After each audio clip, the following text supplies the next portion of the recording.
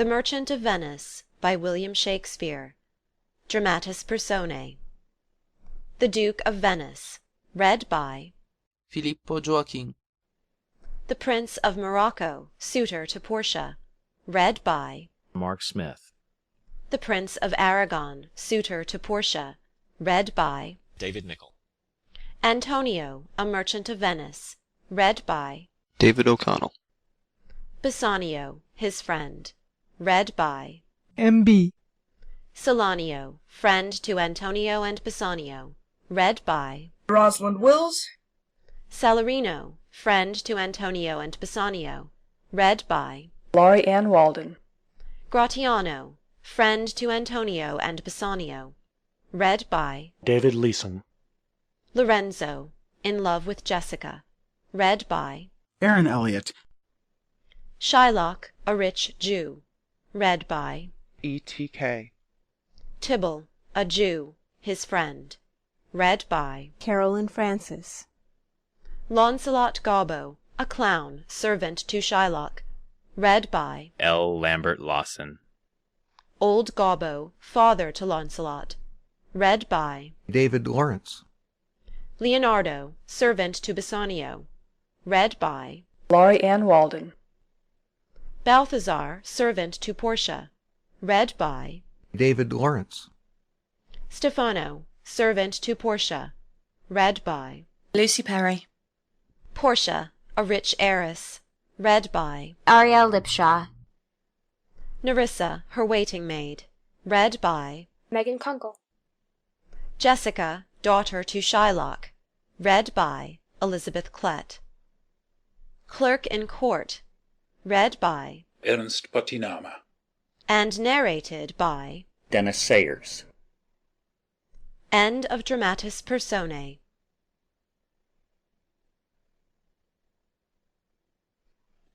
Act 1 of The Merchant of Venice. The Merchant of Venice, by William Shakespeare. Act 1. Scene 1. Venice, a street. Enter Antonio, Salarino, and Salanio. In sooth, I know not why I am so sad. It wearies me. You say it wearies you.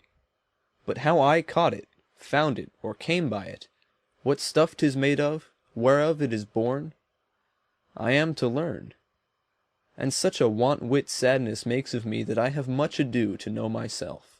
Your mind is tossing on the ocean, there where your argosies with portly sail, like signiors and rich burghers on the flood, or as it were the pageants of the sea, do overpeer the petty traffickers that curtsy to them, do them reverence, as they fly by them with their woven wings. Believe me, sir, had I such venture forth, the better part of my affections would be with my hopes abroad. I should be still plucking the grass to know where sits the wind, peering in maps for ports and piers and roads, and every object that might make me fear misfortune to my ventures out of doubt would make me sad. My wind, cooling my broth, would blow me to an egg when I thought what harm a wind too great might do at sea. I should not see the sandy hourglass run, but I should think of shallows and of flats, and see my wealthy Andrew docked in sand, veiling her high top lower than her ribs to kiss her burial. Should I go to church and see the holy edifice of stone, and not bethink me straight of dangerous rocks, which, touching but my gentle vessel's side, would scatter all her spices on the stream, enrobe the roaring waters with my silks, and, in a word, but even now worth this, and now worth nothing? Shall I have the thought to think on this, and shall I lack the thought that such a thing bechanced would make me sad? But tell not me, I know Antonio is sad to think upon his merchandise. Believe me, no. I thank my fortune for it, my ventures are not in one bottom trusted, nor to one place, nor is my whole estate upon the fortune of this present year. Therefore my merchandise makes me not sad. Why, then you are in love. Fie, fie. Not in love neither? Then let us say you are sad because you are not merry, and 'twere as easy for you to laugh and leap and say you are merry because you are not sad. Now, by two-headed Janus, nature hath framed strange fellows in her time, some that will evermore peep through their eyes, and laugh like parrots at a bagpiper, and others of such vinegar aspect that they'll not show their teeth in way of smile, though Nestor swear the jest be laughable. Enter Bassanio, Lorenzo, and Gratiano. Here comes Bassanio, your most noble kinsmen, Gratiano and Lorenzo. Fare you well. We leave you now with better company. I would have stayed till I had made you merry, if worthier friends had not prevented me. Your worth is very dear in my regard. I take it your own business calls on you, and you embrace the occasion to depart. Good morrow, my good lords. Good signors both. When shall we laugh? Say when. You grow exceeding strange. Must it be so? We'll make our leisures to attend on yours. Exeunt Salarino and Salanio. My lord Bassanio, since you have found Antonio, we too will leave you, but at dinner time, I pray you have in mind where we must meet. I will not fail you. You look not well, Signor Antonio. You have too much respect upon the world. They lose it that do buy it with much care. Believe me, you are marvelously changed. I hold the world but as the world, Gratiano, a stage where every man must play a part, and mine a sad one. Let me play the fool. With mirth and laughter let old wrinkles come, and let my liver rather heat with wine than my heart cool with mortifying groans. Why should a man whose blood is warm within sit like his grandsire, cut in alabaster, sleep when he wakes, and creep into the jaundice by being peevish? I tell thee what, Antonio, I love thee, and 'tis my love that speaks.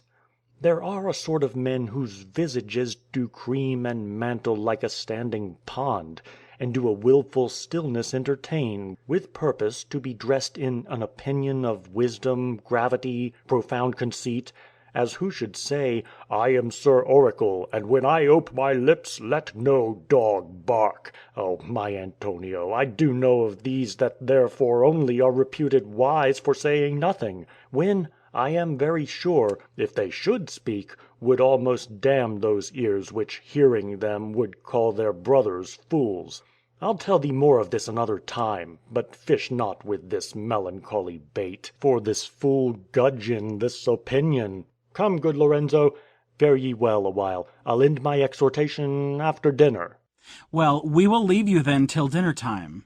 I must be one of these same dumb wise men, for Gratiano never lets me speak. Well, keep me company but 2 years mo, and thou shalt not know the sound of thine own tongue.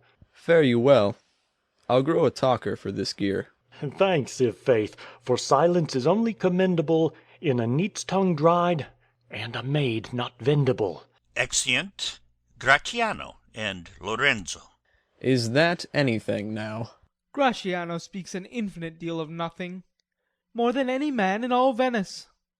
His reasons are as 2 grains of wheat hid in 2 bushels of chaff. You shall seek them all day ere you find them, and when you have them, they are not worth the search. Well, tell me now, what lady is the same to whom you swore a secret pilgrimage that you today promised to tell me of?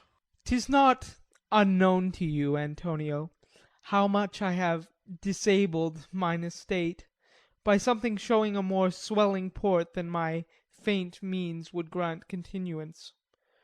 Nor do I now make moan to be abridged from such a noble rate. But my chief care is to come fairly off from the great debts wherein my time something too prodigal hath left me gaged. To you, Antonio, I owe the most, in money and in love, and from your love I have a warranty to unburden all my plots and purposes how to get clear of all the debts I owe.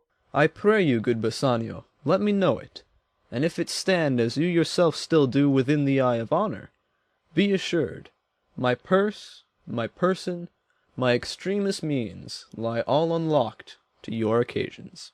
In my school days, when I had lost one shaft, I shot his fellow of the selfsame flight, the selfsame way with more advised watch, to find the other forth, and by adventuring both I oft found both.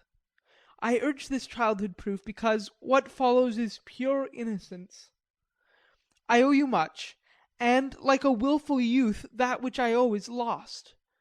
But if you please to shoot another arrow that self way which you did shoot the first, I do not doubt, as I will watch the aim, or to find both, or bring your latter hazard back again, and thankfully rest debtor for the first. You know me well, and herein spend but time to wind about my love with circumstance. And out of doubt you do me now more wrong in making question of my uttermost than if you had made waste of all I have.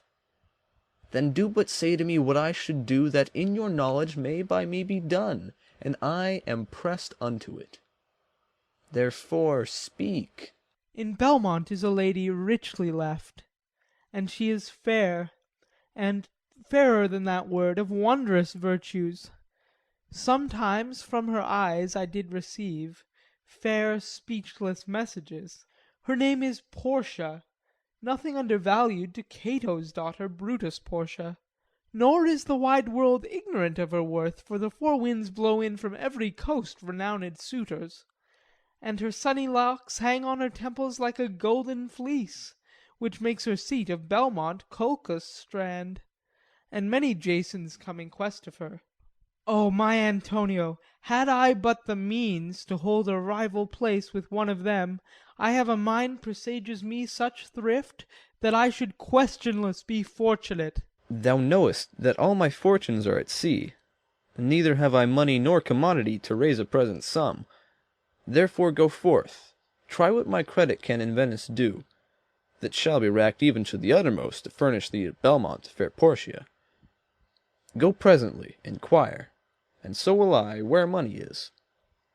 And I no question make to have it of my trust or for my sake. Exeunt. Scene 2. Belmont. A room in Portia's house.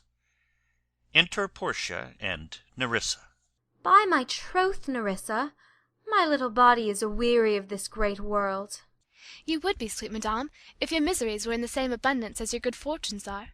And yet, for aught I see, they are as sick that surfeit with too much as they that starve with nothing. It is no mean happiness, therefore, to be seated in the mean. Superfluity comes sooner by white hairs, but competency lives longer. Good sentences, and well pronounced. They would be better, if well followed. If to do were as easy as to know what were good to do, chapels had been churches, and poor men's cottages princes' palaces. It is a good divine that follows his own instructions. I can easier teach 20 what were good to be done, than to be one of the 20 to follow mine own teaching. The brain may devise laws for the blood, but a hot temper leaps o'er a cold decree. Such a hare is madness the youth, to skip o'er the meshes of good counsel the cripple. But this reasoning is not in the fashion to choose me a husband. O me, the word choose! I may neither choose who I would, nor refuse who I dislike. So is the will of a living daughter curbed by the will of a dead father. Is it not hard, Nerissa, that I cannot choose one nor refuse none? Your father was ever virtuous, and holy men at their death have good inspirations. Therefore the lottery that he hath devised in these 3 chests, of gold, silver, and lead, whereof who chooses his meaning chooses you, will no doubt never be chosen by any rightly, but one who you shall rightly love. But what warmth is there in your affection toward any of these princely suitors that are already come? I pray thee overname them, and as thou namest them I will describe them, and according to my description level at my affection. First there is the Neapolitan prince. Ay, that's a colt indeed, for he doth nothing but talk of his horse, and he makes it a great appropriation to his own good parts that he can shoe him himself. I am much afeard my lady his mother played false with a smith. Then there is the County Palatine. He doth nothing but frown, as who should say, an you will not have me, choose. He hears merry tales and smiles not. I fear he will prove the weeping philosopher when he grows old, being so full of unmannerly sadness in his youth. I had rather be married to a death's head with a bone in his mouth than to either of these. God defend me from these 2. How say you by the French lord, Monsieur Le Bon? God made him, and therefore let him pass for a man. In truth, I know it is a sin to be a mocker, but why, he hath a horse better than the Neapolitans, a better bad habit of frowning than the Count Palatine. He is every man in no man. If a throstle sing, he falls straight a capering. He will fence with his own shadow. If I should marry him, I should marry 20 husbands. If he would despise me, I would forgive him, For if he love me to madness, I shall never requite him. What say you, then, to Falconbridge, the young Baron of England? You know I say nothing to him, for he understands not me, nor I him. He hath neither Latin, French, nor Italian, and you will come into the court and swear that I have a poor pennyworth in the English. He is a proper man's picture, but alas, who can converse with a dumb show? How oddly he is suited! I think he bought his doublet in Italy, his round hose in France, his bonnet in Germany, and his behaviour everywhere. What think you of the Scottish lord, his neighbour? That he hath a neighbourly charity in him, for he borrowed a box of the ear of the Englishman, and swore he would pay him again when he was able. I think the Frenchman became his surety, and sealed under for another. How like you the young German, the Duke of Saxon, his nephew? Very vilely in the morning when he is sober, and most vilely in the afternoon when he is drunk. When he is best, he is a little worse than a man, and when he is worst, he is little better than a beast. And the worst fall that ever fell, I hope I shall make shift to go without him. If he should offer to choose, and choose the right casket, you should refuse to perform your father's will if you should refuse to accept him. Therefore, for fear of the worst, I pray thee set a deep glass of Rhenish wine on the contrary casket. For if the devil be within, and that temptation without, I know he will choose it. I will do anything, Nerissa, ere I will be married to a sponge. You need not fear, lady, the having any of these lords. They have acquainted me with their determinations, which is indeed to return to their home, and to trouble you with no more suit, unless you may be won by some other sort than your father's imposition, depending on the caskets. If I live to be as old as Sibylla, I will die as chaste as Diana, unless I be obtained by the manner of my father's will. I am glad this parcel of wooers are so reasonable, for there is not one among them but I dote on his very absence, and I pray God grant them a fair departure. Do you not remember, lady, in your father's time, a Venetian, a scholar and a soldier, that came hither in company of the Marquis of Montferrat? Yes, yes, it was Bassanio. As I think, so was he called. True, madame.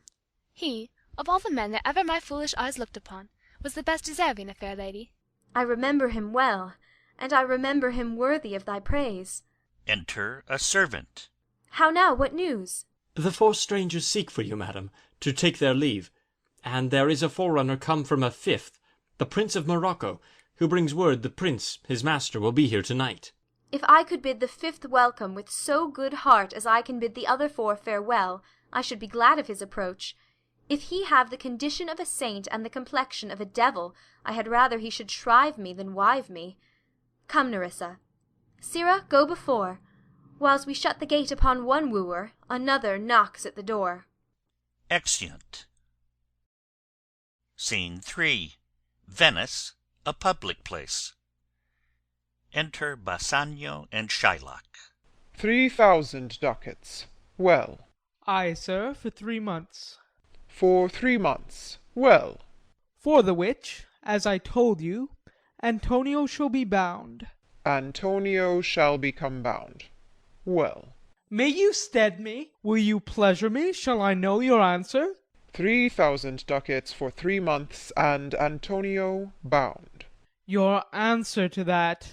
Antonio is a good man. Have you heard any imputation to the contrary? No, no, no, no. My meaning in saying he is a good man is to have you understand me that he is sufficient. Yet his means are in supposition. He hath an argosy bound to Tripolis, another to the Indies. I understand, moreover, upon the Rialto he hath a 3rd at Mexico, a 4th for England, and other ventures he hath squandered abroad. But ships are but boards, sailors but men. There be land rats and water rats, land thieves and water thieves, I mean pirates. And then there is the peril of waters, winds, and rocks. The man is, notwithstanding, sufficient. 3,000 ducats. I think I may take his bond. Be assured you may. I will be assured I may. And that I may be assured, I will bethink me. May I speak with Antonio? If it please you to dine with us. Yes, to smell pork, to eat of the habitation which your prophet the Nazarite conjured the devil into. I will buy with you, sell with you, talk with you, walk with you, and so following, but I will not eat with you, drink with you, nor pray with you. What news on Rialto? Who is he comes here? Enter Antonio. This is Signor Antonio. Aside. How like a fawning publican he looks. I hate him, for he is a Christian, but more for that in low simplicity he lends out money gratis, and brings down the rate of usance here with us in Venice. If I can catch him once upon the hip, I will feed fat the ancient grudge I bear him.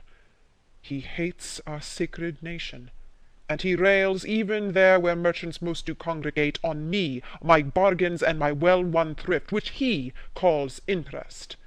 Cursed be my tribe if I forgive him. Shylock, do you hear? I am debating of my present store, and by the near guess of my memory, I cannot instantly raise up the gross of full 3,000 ducats. What of that? Tibble, a wealthy Hebrew of my tribe, will furnish me.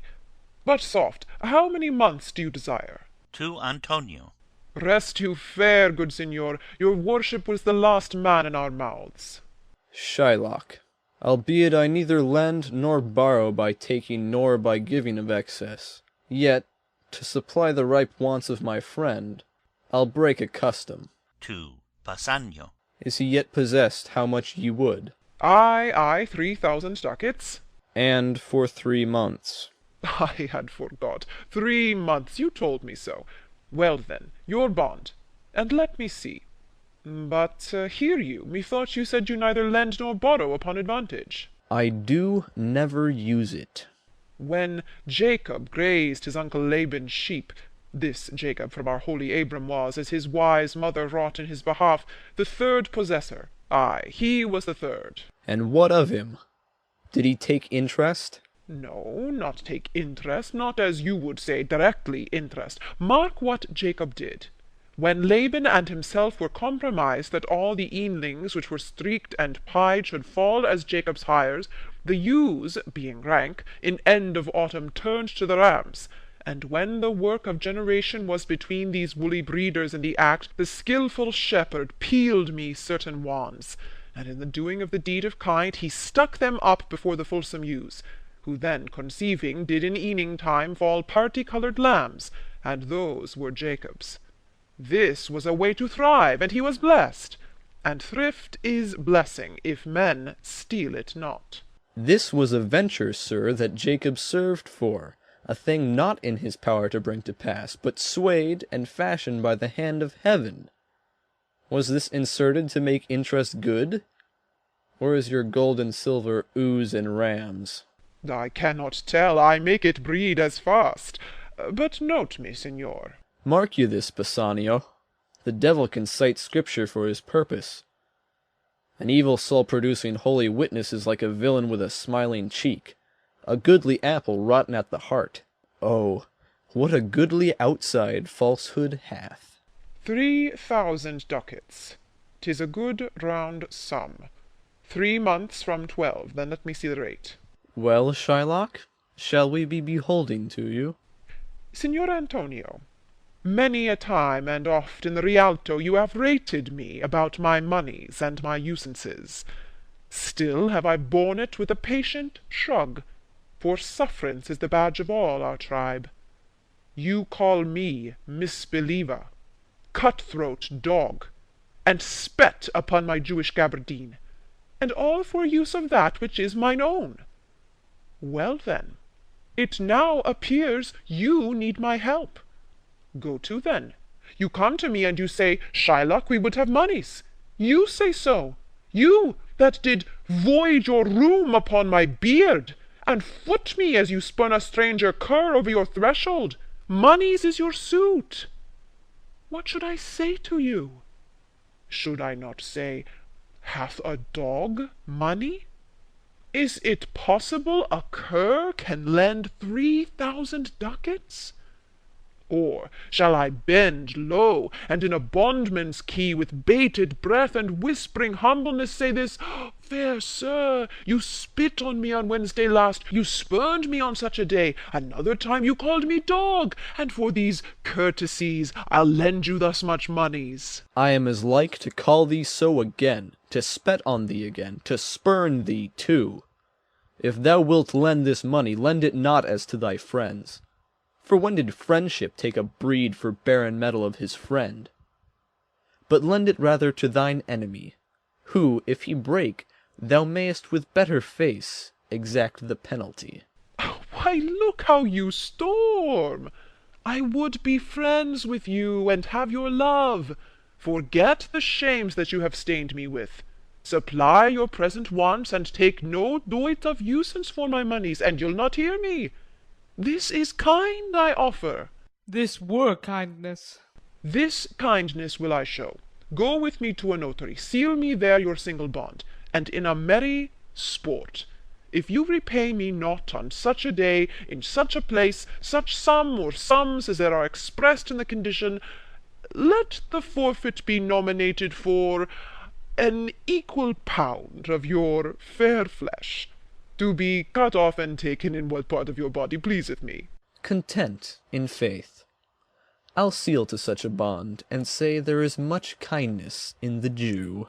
You shall not seal to such a bond for me, I'll rather dwell in my necessity.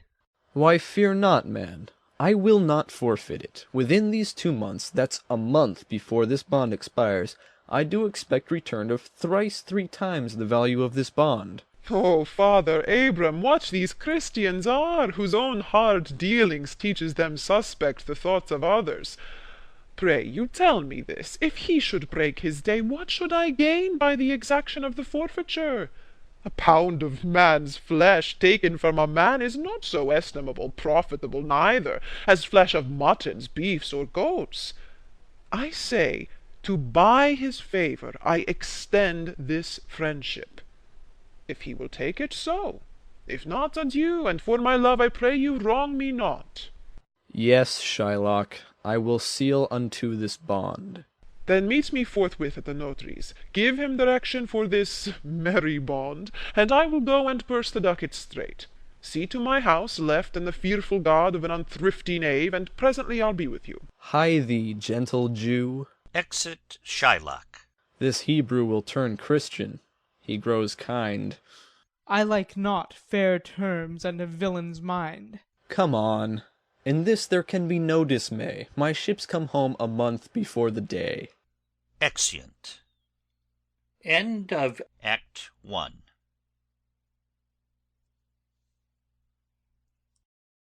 The Merchant of Venice by William Shakespeare. Act 2. Scene 1. Belmont. A room in Portia's house. Flourish of cornets. Enter the Prince of Morocco and his followers, Portia, Nerissa, and others of her train. Mislike me not for my complexion, the shadowed livery of the burnished sun, to whom I am a neighbour, and near bred. Bring me the fairest creature northward born, where Phoebus' fire scarce thaws the icicles, and let us make incision for your love, to prove whose blood is reddest, his or mine. I tell thee, lady, this aspect of mine hath feared the valiant. By my love, I swear, the best regarded virgins of our clime have loved it too. I would not change this hue, except to steal your thoughts, my gentle queen. In terms of choice, I am not solely led by nice direction of a maiden's eyes. Besides, the lottery of my destiny bars me the right of voluntary choosing. But if my father had not scanted me, and hedged me by his wit, to yield myself his wife, who wins me by that means I told you, yourself, renowned prince, then stood as fair as any comer I have looked on yet for my affection. Even for that I thank you. Therefore I pray you, lead me to the caskets to try my fortune. By this scimitar, that slew the Sophy and a Persian prince, that won 3 fields of Sultan Sulayman, I would o'erstare the sternest eyes that look, outbrave the heart most daring on the earth, Pluck the young sucking cubs from the she-bear, yea, mock the lion when he roars for prey, to win thee, lady. But alas the while! If Hercules and Lycus play at dice, which is the better man, the greater throw may turn by fortune from the weaker hand. So is Alcides beaten by his page, and so may I, blind fortune leading me, miss that which one unworthier may attain, and die with grieving. You must take your chance, and either not attempt to choose at all, or swear before you choose, if you choose wrong, never to speak to lady afterward in way of marriage. Therefore be advised. Nor will not. Come, bring me unto my chance. First forward to the temple. After dinner your hazard shall be made. Good fortune, then, to make me blessed or cursed among men. Cornets and exeunt. Scene 2. Venice. A street. Enter Launcelot Gobbo. Certainly my conscience will serve me to run from this Jew my master. The fiend is at mine elbow, and tempts me, saying to me, Gobbo, Launcelot Gobbo, good Launcelot, or good Gobbo, or good Launcelot Gobbo, use your legs, take the start, run away. My conscience says, no, take heed, honest Launcelot, take heed, honest Gobbo, or, as aforesaid, honest Launcelot Gobbo, do not run, scorn running with thy heels. Well, the most courageous fiend bids me pack. Via, says the fiend, away, says the fiend. For the heavens, rouse up a brave mind, says the fiend, and run. Well, my conscience, hanging about the neck of my heart, says very wisely to me, my honest friend Launcelot, being an honest man's son, or rather an honest woman's son, for indeed my father did something smack, something grow to, he had a kind of taste. Well, my conscience says, Launcelot, budge not. Budge, says the fiend. Budge not, says my conscience. Conscience, say I, you counsel well. Fiend, says I, you counsel well. To be ruled by my conscience, I should stay with the Jew my master, who, God bless the mark, is a kind of devil. And, to run away from the Jew, I should be ruled by the fiend, who, saving your reverence, is the devil himself. Certainly the Jew is the very devil incarnal, and, in my conscience is but a kind of hard conscience, to offer to counsel me to stay with the Jew. The fiend gives the more friendly counsel. I will run, fiend. My heels are at your commandment. I will run. Enter old Gobbo with a basket. Master, young man, you, I pray you, which is the way to Master Jew's? Aside. O heavens! This is my true begotten father, who, being more than sand blind, high gravel blind, knows me not. I will try confusions with him. Master, young gentleman, I pray you, which is the way to Master Jew's? Turn up on your right hand at the next turning, but at the next turning of all on your left, marry, at the very next turning, turn of no hand, but turn down indirectly to the Jew's house. By God, Santis, 'twill be a hard way to hit. Can you tell me whether one Launcelot that dwell with him or no? Talk you of young Master Launcelot? Aside. Mark me now. Now will I raise the waters. Talk you of young Master Launcelot? No master, sir, but a poor man's son, his father, though I say't, is an honest, exceeding poor man, and God be thanked, well to live. Well, let his father be what a will. We talk of a young Master Launcelot. Your worship's friend and Launcelot, sir. But I pray you, ergo, old man, ergo, I beseech you. Talk you of young Master Launcelot? Of Launcelot, ain't please your mastership. Ergo, Master Launcelot, talk not of Master Launcelot, father, for the young gentleman, according to fates and destinies, and such odd sayings, the sisters three, and such branches of learning, is indeed deceased. Or, as you would say in plain terms, gone to heaven. Marry, God forbid! The boy was the very staff of my age, my very prop. Do I look like a cudgel or a hovel post, or a staff or a prop? Do you know me, father? Alack the day! I know you not, young gentleman, but I pray you tell me, is my boy, God rest his soul, alive or dead? Do you not know me, father? Alack, sir, I am sandblind. I know you not. Nay, indeed, if you had your eyes, you might fail of the knowing me. It is a wise father that knows his own child. Well, old man, I will tell you news of your son. Give me your blessing, truth will come to light. Murder cannot be hid long. A man's son may, but in the end truth will out. Pray you, sir, stand up. I am sure you are not Launcelot, my boy. Pray you, let's have no more fooling about it. Give me your blessing. I am Launcelot, your boy that was, your son that is, your child that shall be. I cannot think you are my son. I know not what I shall think of that, but I am Launcelot, the Jew's man, and I am sure Marjorie your wife is my mother. Her name is Marjorie, indeed. I'll be sworn, if thou be Launcelot, thou art my own flesh and blood. Lord worship mighty be. What a beard hast thou got! Thou hast got more hair on thy chin than Dobbin my thrill horse has on his tail. It should seem, then, that Dobbin's tail grows backward. I am sure he had more hair on his tail than I have on my face when I last saw him. Lord, how art thou changed! How dost thou and thy master agree? I have brought him a present. How greet you now? Well, well, but for mine own part, as I have set up my rest to run away, so I will not rest till I have run some ground.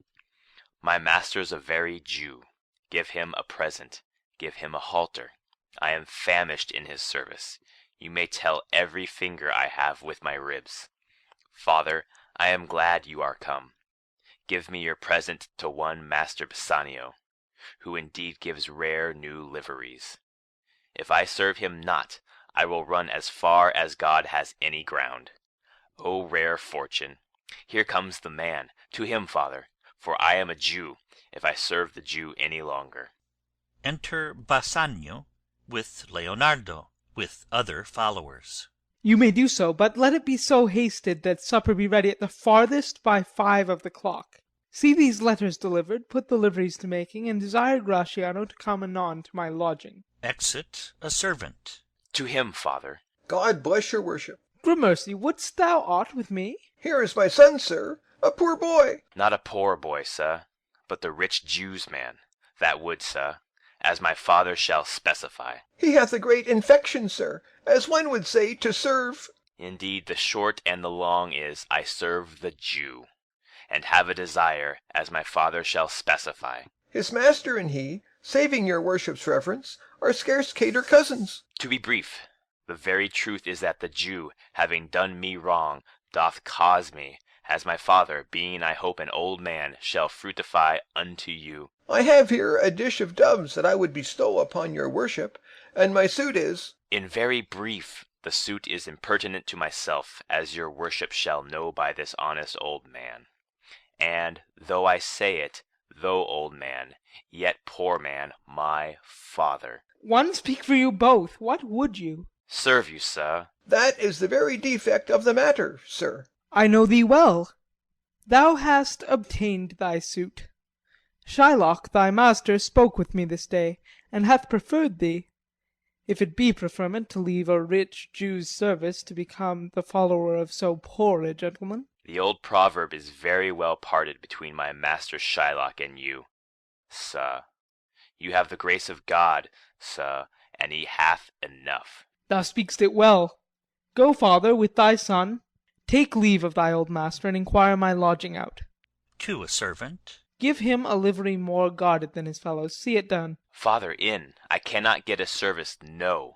I have ne'er a tongue in my head. Looking on his palm. Well, if any man in Italy have a fairer table which doth offer to swear upon a book, I shall have good fortune. Go to. Here's a simple line of life. Here's a small trifle of wives. Alas, 15 wives is nothing. 11 widows and 9 maids is a simple coming in for one man. And then to scrape drowning thrice, and to be in peril of my life with the edge of a feather-bed. Here are simple scapes. Well, if fortune be a woman, she's a good wench for this gear. Father, come. I'll take my leave of the Jew in the twinkling of an eye. Exeunt Launcelot and old Gobbo. I pray thee, good Leonardo, think on this. These things being bought and orderly bestowed, return in haste. For I do feast to-night my best esteemed acquaintance. Hie thee, go! My best endeavours shall be done herein. Enter Gratiano. Where's your master? Yonder, sir, he walks. Exit. Signor Bassanio? Gratiano, I have suit to you. you have obtained it. You must not deny me. I must go with you to Belmont. Why, then you must. But hear thee, Gratiano, thou art too wild, too rude, and bold of voice. Parts that become thee happily enough, and in such eyes as ours appear not false. But where thou art not known, why, there they show something too liberal. Pray thee, take pain to allay with some cold drops of modesty thy skipping spirit, lest through thy wild behaviour I be misconstrued in the place I go to, and lose my hopes. Signor Bassanio, hear me. If I do not put on a sober habit, talk with respect, and swear but now and then, wear prayer books in my pocket, look demurely, nay more, while grace is saying, hood mine eyes thus with my hat, and sigh, and say, Amen. Use all the observance of civility, like one well studied in a sad ostent to please his grandam, never trust me more. Well, we shall see your bearing. Nay, but I bar tonight. You shall not gauge me by what we do tonight. No, that were pity. I would entreat you rather to put on your boldest suit of mirth, for we have friends that purpose merriment. But fare you well, I have some business. And I must to Lorenzo and the rest, but we will visit you at supper time. Exeunt. Scene 3. The same. A room in Shylock's house. Enter Jessica and Launcelot. I am sorry thou wilt leave my father so. Our house is hell, and thou, a merry devil, didst rob it of some taste of tediousness. But fare thee well. There is a ducat for thee. And, Launcelot, soon at supper shalt thou see Lorenzo, who is thy new master's guest. Give him this letter. Do it secretly. And so farewell. I would not have my father see me and talk with thee. Adieu. Tears exhibit my tongue, most beautiful pagan, most sweet Jew. If a Christian do not play the knave and get thee, I am much deceived. But adieu. These foolish drops do something drown my manly spirit. Adieu. Farewell, good Launcelot. Exit Launcelot. Alack, what heinous sin is it in me to be ashamed to be my father's child! But though I am a daughter to his blood, I am not to his manners. O Lorenzo, if thou keep promise, I shall end this strife, become a Christian, and thy loving wife. Exit. Scene 4. The same. A street. Enter Gratiano, Lorenzo, Salarino, and Salanio. Nay, we will slink away in supper time, disguise us at my lodging, and return all in an hour. We have not made good preparation. We have not spoke as yet of torch-bearers. 'Tis vile, unless it may be quaintly ordered, and better in my mind not undertook. 'Tis now but 4 o'clock. We have 2 hours to furnish us. Enter Launcelot with a letter. Friend Lancelot, what is the news? And it shall please you to break up this. It shall seem to signify. I know the hand, in faith, 'tis a fair hand, and whither that a paper it writ on, is the fair hand that writ? Love news, in faith. By your leave, sir. Whither goest thou? Marry, sir, to bid my old master, the Jew, to sup tonight with my new master, the Christian. Hold, here, take this. Tell gentle Jessica I will not fail her. Speak it privately. Go, gentlemen. Exit Launcelot. Will you prepare you for this mask tonight? I am provided of a torch-bearer. Ay, marry, I'll be gone about it straight. And so will I.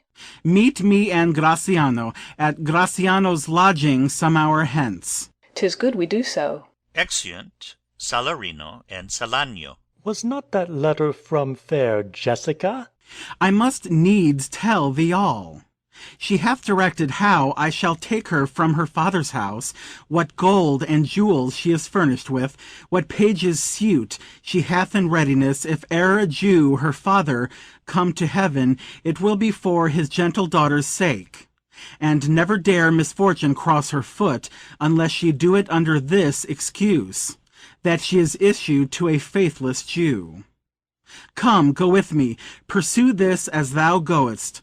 Fair Jessica shall be my torch-bearer. Exeunt. Scene 5. The same. Before Shylock's house. Enter Shylock and Launcelot. Well, thou shalt see, thy eye shall be thy judge, the difference of old Shylock and Bassanio. But, Jessica, thou shalt not gormandize as thou hast done with me. What, Jessica? And sleep and snore and rend apparel out? Why, Jessica, I say! Why, Jessica! Who bids thee call?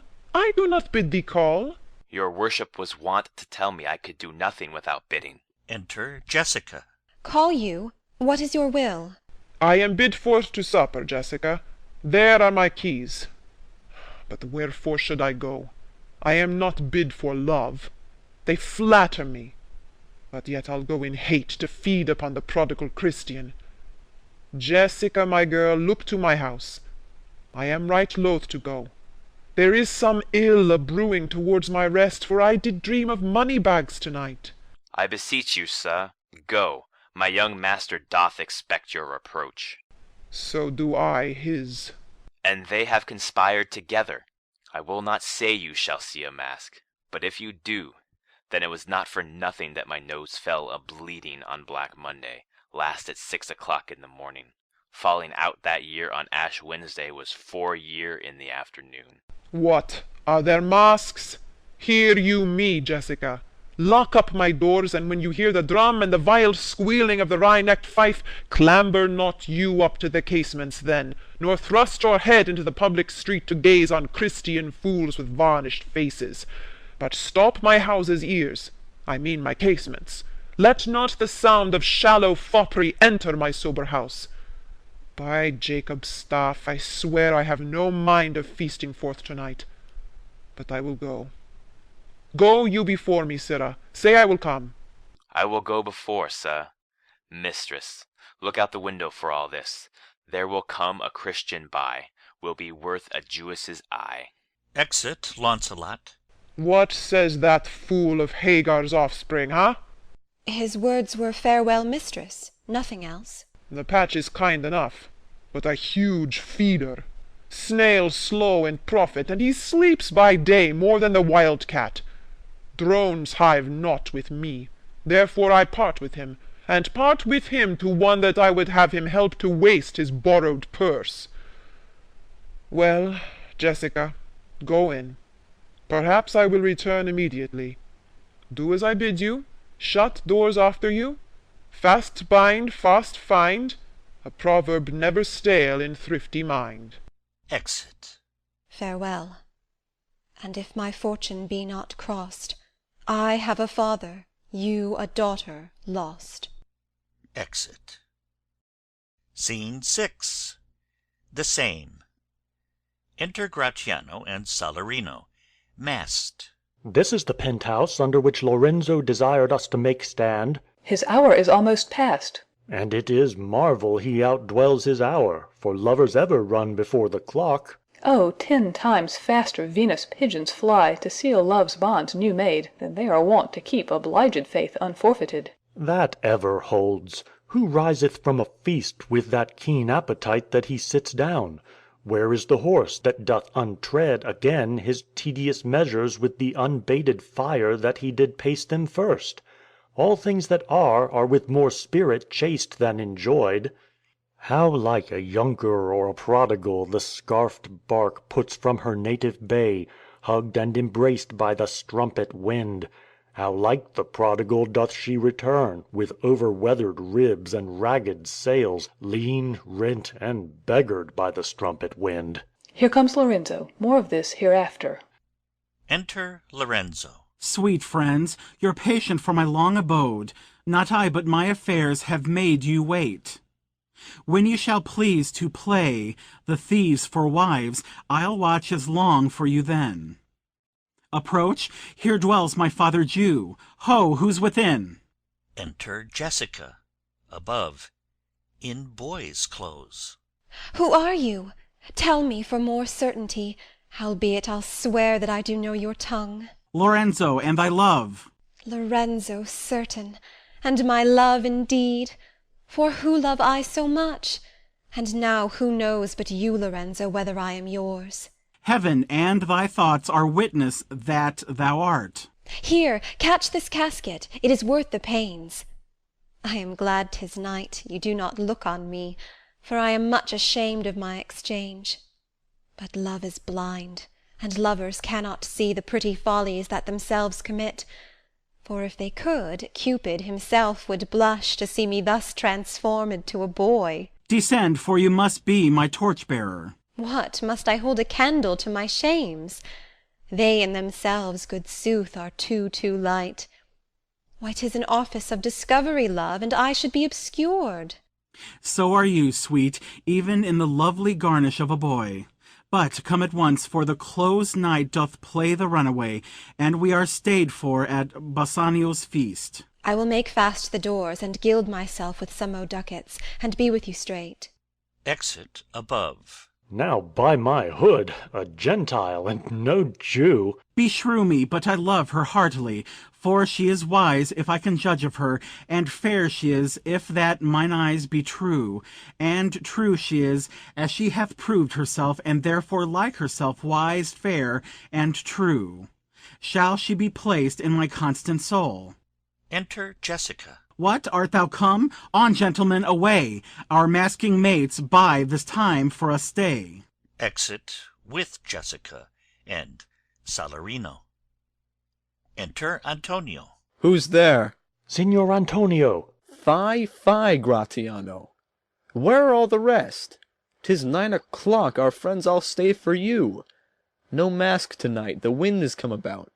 Bassanio presently will go aboard. I have sent 20 out to seek for you. I am glad on't. I desire no more delight than to be under sail and gone tonight. Exeunt. Scene 7. Belmont. A room in Portia's house. Flourish of cornets. Enter Portia with the Prince of Morocco and their trains. Go draw aside the curtains, and discover the several caskets to this noble prince. Now make your choice. The first, of gold, who this inscription bears, Who chooseth me shall gain what many men desire. The second, silver, which this promise carries, Who chooseth me shall get as much as he deserves. This third, dull lead, with warning all is blunt, Who chooseth me must give and hazard all he hath. How shall I know if I do choose the right? The one of them contains my picture, prince. If you choose that, then I am yours withal. Some god direct my judgment.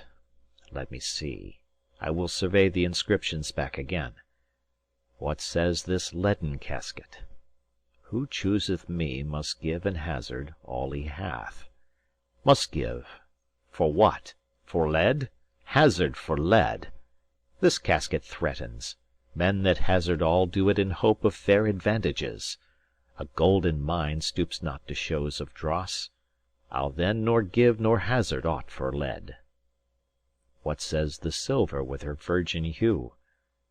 Who chooseth me shall get as much as he deserves.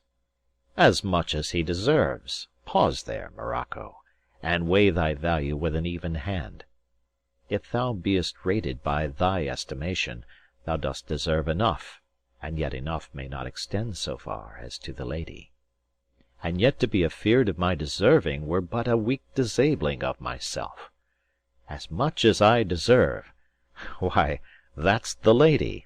I do in birth deserve her, and in fortunes, in graces, and in qualities of breeding. But more than these, in love I do deserve. What if I strayed no farther, but chose here? Let's see once more this saying graved in gold. Who chooseth me shall gain what many men desire. Why, that's the lady.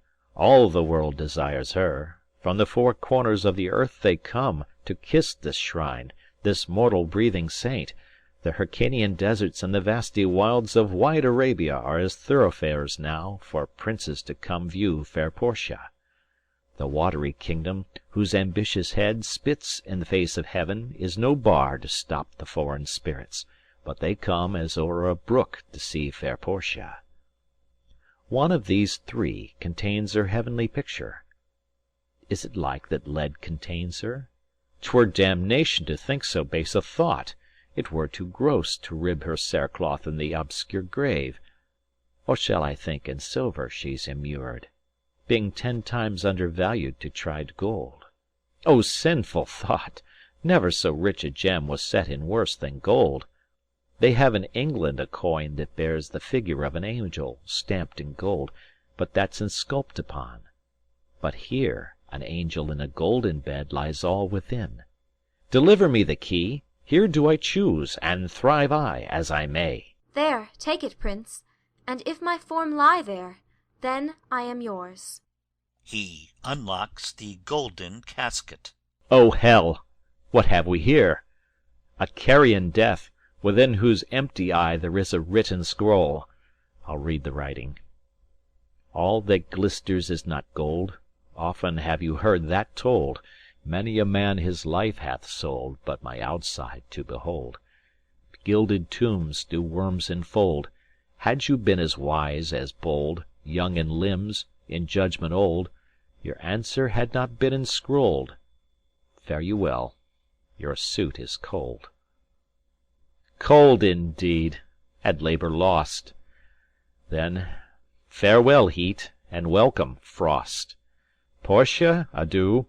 I have too grieved a heart to take a tedious leave. Thus losers part. Exit with his train. Flourish of cornets. A gentle riddance. Draw the curtains. Go. Let all of his complexion choose me so. Exeunt. Scene 8. Venice. A street. Enter Salarino and Salanio. Why, man, I saw Bassanio under sail. With him is Gratiano gone along, and in their ship I am sure Lorenzo is not.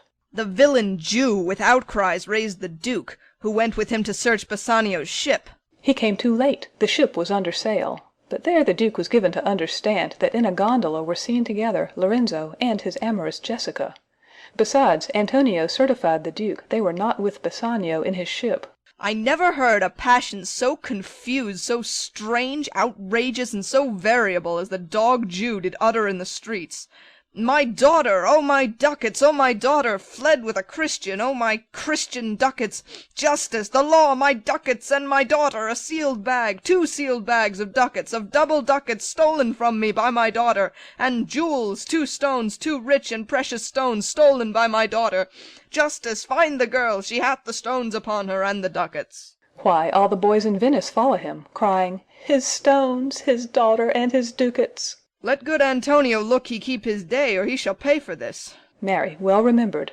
I reasoned with a Frenchman yesterday, who told me, in the narrow seas that part the French and English, there miscarried a vessel of our country richly fraught. I thought upon Antonio when he told me, and wished in silence that it were not his. You were best to tell Antonio what you hear, yet do not suddenly, for it may grieve him. A kinder gentleman treads not the earth. I saw Bassanio and Antonio part. Bassanio told him he would make some speed of his return.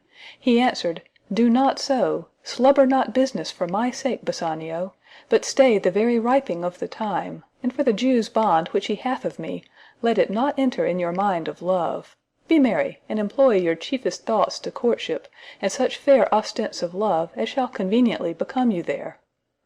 And even there his eye being big with tears, turning his face, he put his hand behind him, and with affection wondrous sensible he wrung Bassanio's hand, and so they parted. I think he only loves the world for him. I pray thee let us go and find him out, and quicken his embraced heaviness with some delight or other. Do we so.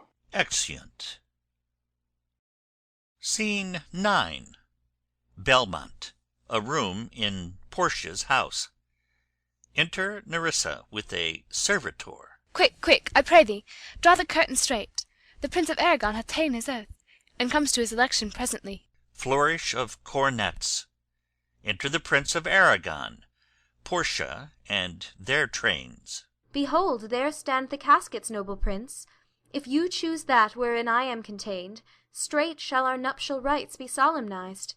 But if you fail, without more speech, my lord, you must be gone from hence immediately. I am enjoined by oath to observe 3 things. First, never to unfold to any one which casket 'twas I chose. Next, if I fail of the right casket, never in my life to woo a maid in way of marriage. Lastly, if I do fail in fortune of my choice, immediately to leave you and be gone. To these injunctions every one doth swear that comes to hazard for my worthless self. And so have I addressed me. Fortune now to my heart's hope. Gold, silver, and base lead. Who chooseth me must give and hazard all he have. You shall look fairer ere I give or hazard. What says the golden chest? Let me see. Who chooseth me shall gain what many men desire. What many men desire? That many may be meant by the fool multitude, that choose by show, not learning more than the fond eye doth teach, which prize not to the interior, but, like the martlet, builds in the weather on the outward wall, even in the force and road of casualty. I will not choose what many men desire, because I will not jump with common spirits, and rank me with the barbarous multitudes. Why then, to thee, thou silver treasure house, tell me once more what title thou dost bear. Who chooseth me shall get as much as he deserves. And well said too. For who shall go about to cousin Fortune and be honourable without the stamp of merit? Let none presume to wear an undeserved dignity. Oh, that estates, degrees, and offices were not derived corruptly, and that clear honour were purchased by the merit of the wearer! How many then should cover that stand bare? How many be commanded that command? How much low peasantry would then be gleaned from the true seed of honour? And how much honour picked from the chaff and ruin of the times to be new varnished? Well, but to my choice. Who chooseth me shall get as much as he deserves. I will assume desert. Give me a key for this, and instantly unlock my fortunes here. He opens the silver casket. Too long a pause for that which you find there. What's here? The portrait of a blinking idiot, presenting me a schedule? I will read it. How much unlike art thou to Portia? How much unlike my hopes and my deservings! Who chooseth me shall have as much as he deserves. Did I deserve no more than a fool's head? Is that my prize? Are my deserts no better? To offend and judge are distinct offices, and of opposed natures. What is here? The fire 7 times tried this, 7 times tried that judgment is, that did never choose amiss. Some there be that shadows kiss, such have but a shadow's bliss. There be fools alive, I wis, silver'd o'er, and so was this. Take what wife you will to bed, I will ever be your head, so begone you are sped.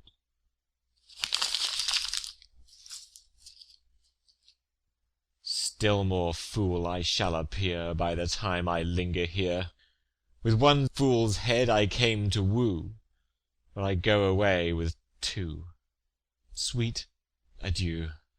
I'll keep my oath, patiently to bear my wroth. Exit Aragon with his train. Thus hath the candle singed the moth. O these deliberate fools! When they do choose, they have the wisdom by their wit to lose. The ancient saying is no heresy. Hanging and wiving goes by destiny. Come, draw the curtain, Nerissa. Enter a servant. Where is my lady? Here, what would my lord? Madam, there is alighted at your gate a young Venetian, one that comes before to signify the approaching of his lord, from whom he bringeth sensible regreets, to wit, besides commends and courteous breath, gifts of rich value.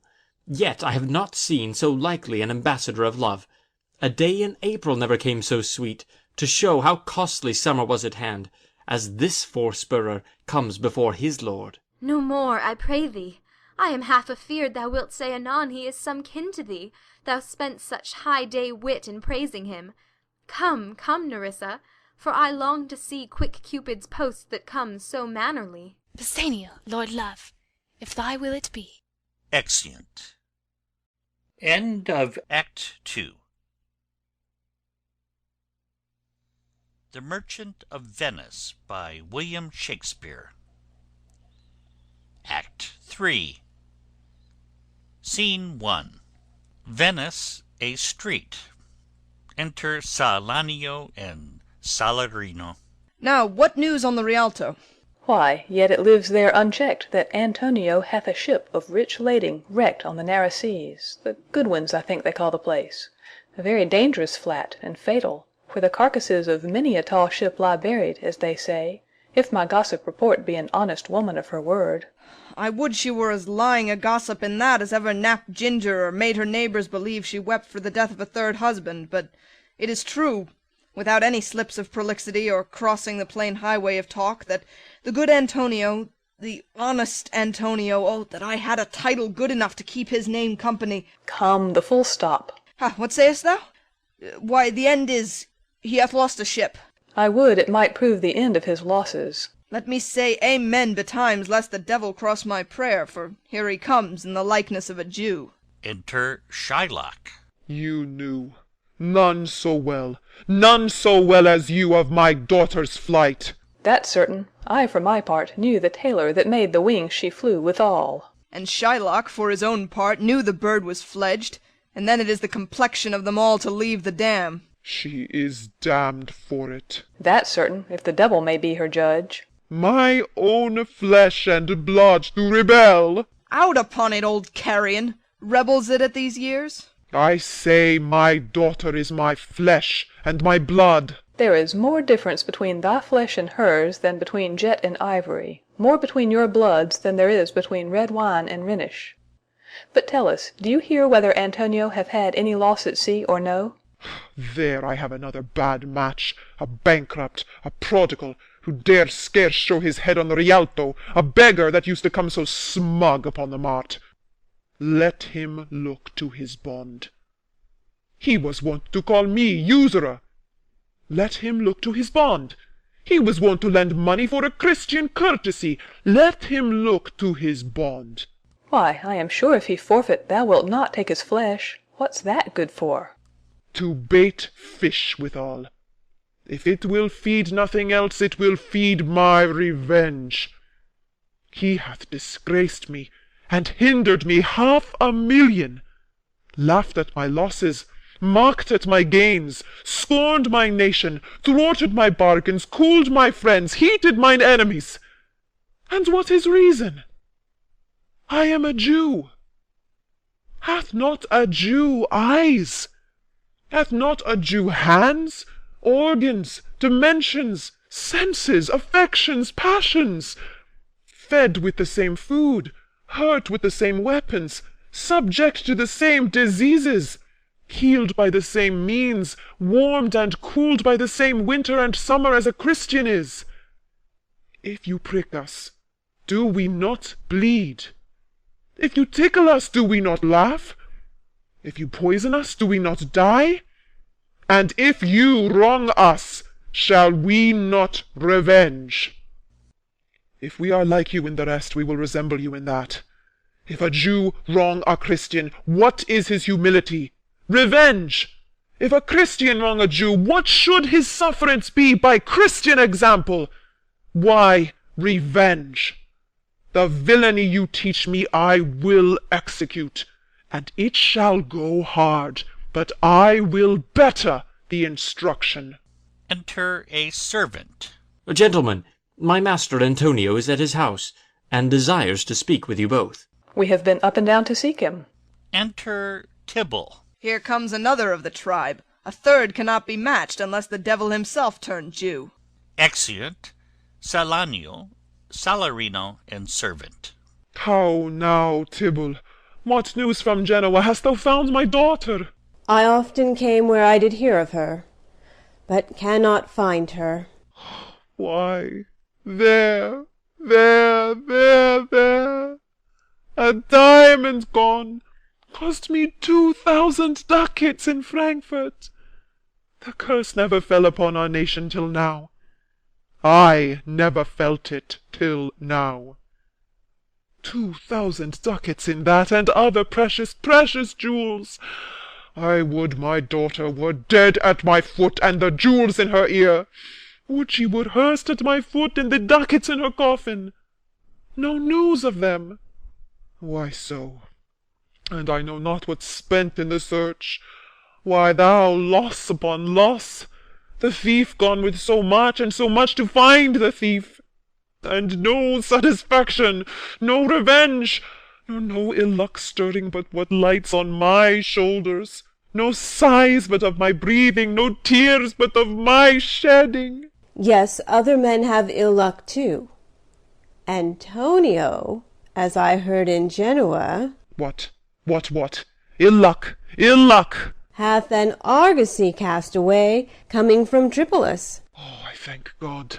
I thank God. Is it true? Is it true? I spoke with some of the sailors that escaped the wreck. Oh, I thank thee, good Tybalt. Good news, good news! Where? In Genoa? Your daughter spent in Genoa, as I heard, one night 80 ducats. Oh, thou stick'st a dagger in me. I shall never see my gold again. 80 ducats at a sitting, 80 ducats! There came divers of Antonio's creditors to my company to Venice, that swear he cannot choose but break. I am very glad of it. I'll plague him, I'll torture him. I am glad of it. One of them showed me a ring that he had of your daughter for a monkey. Oh, out upon her! Thou torturest me, Tybalt. It was my turquoise.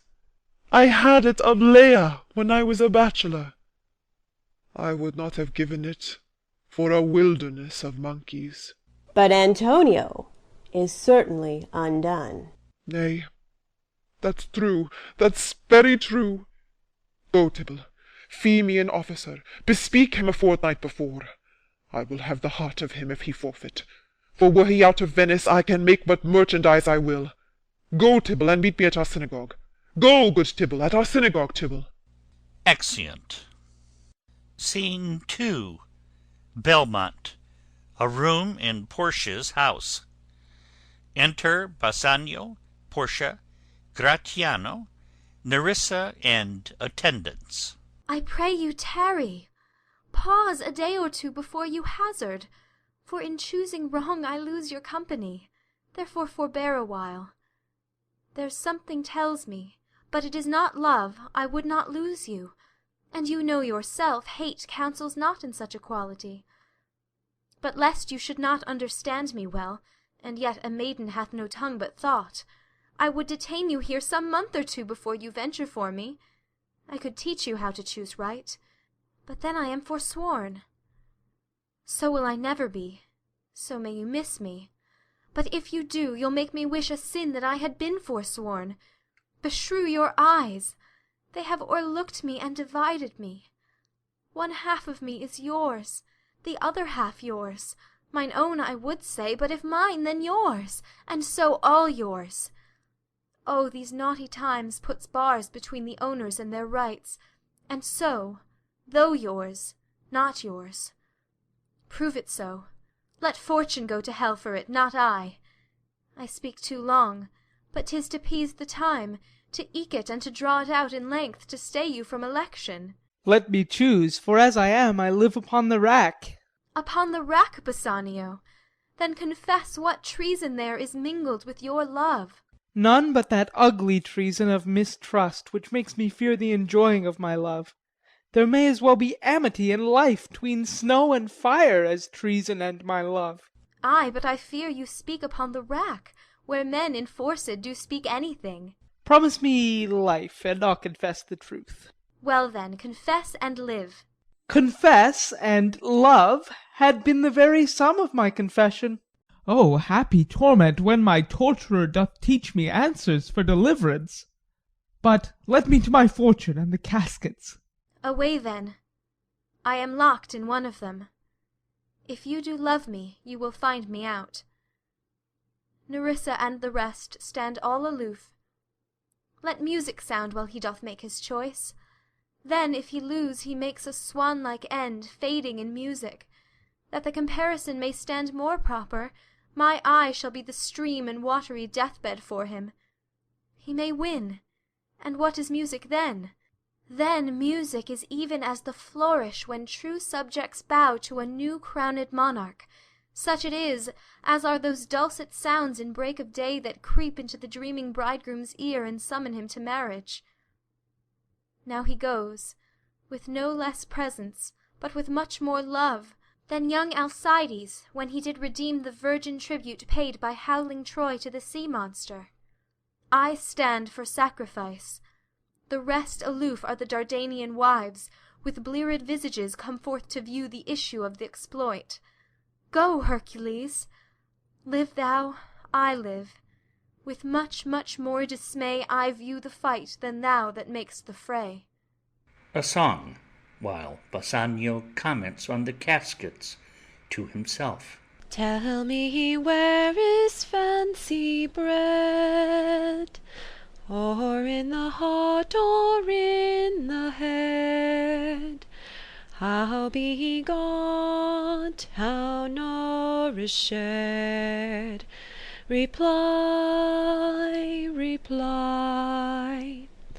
It is engendered in the eyes, with gazing fed, and fancy dies in the cradle where it lies.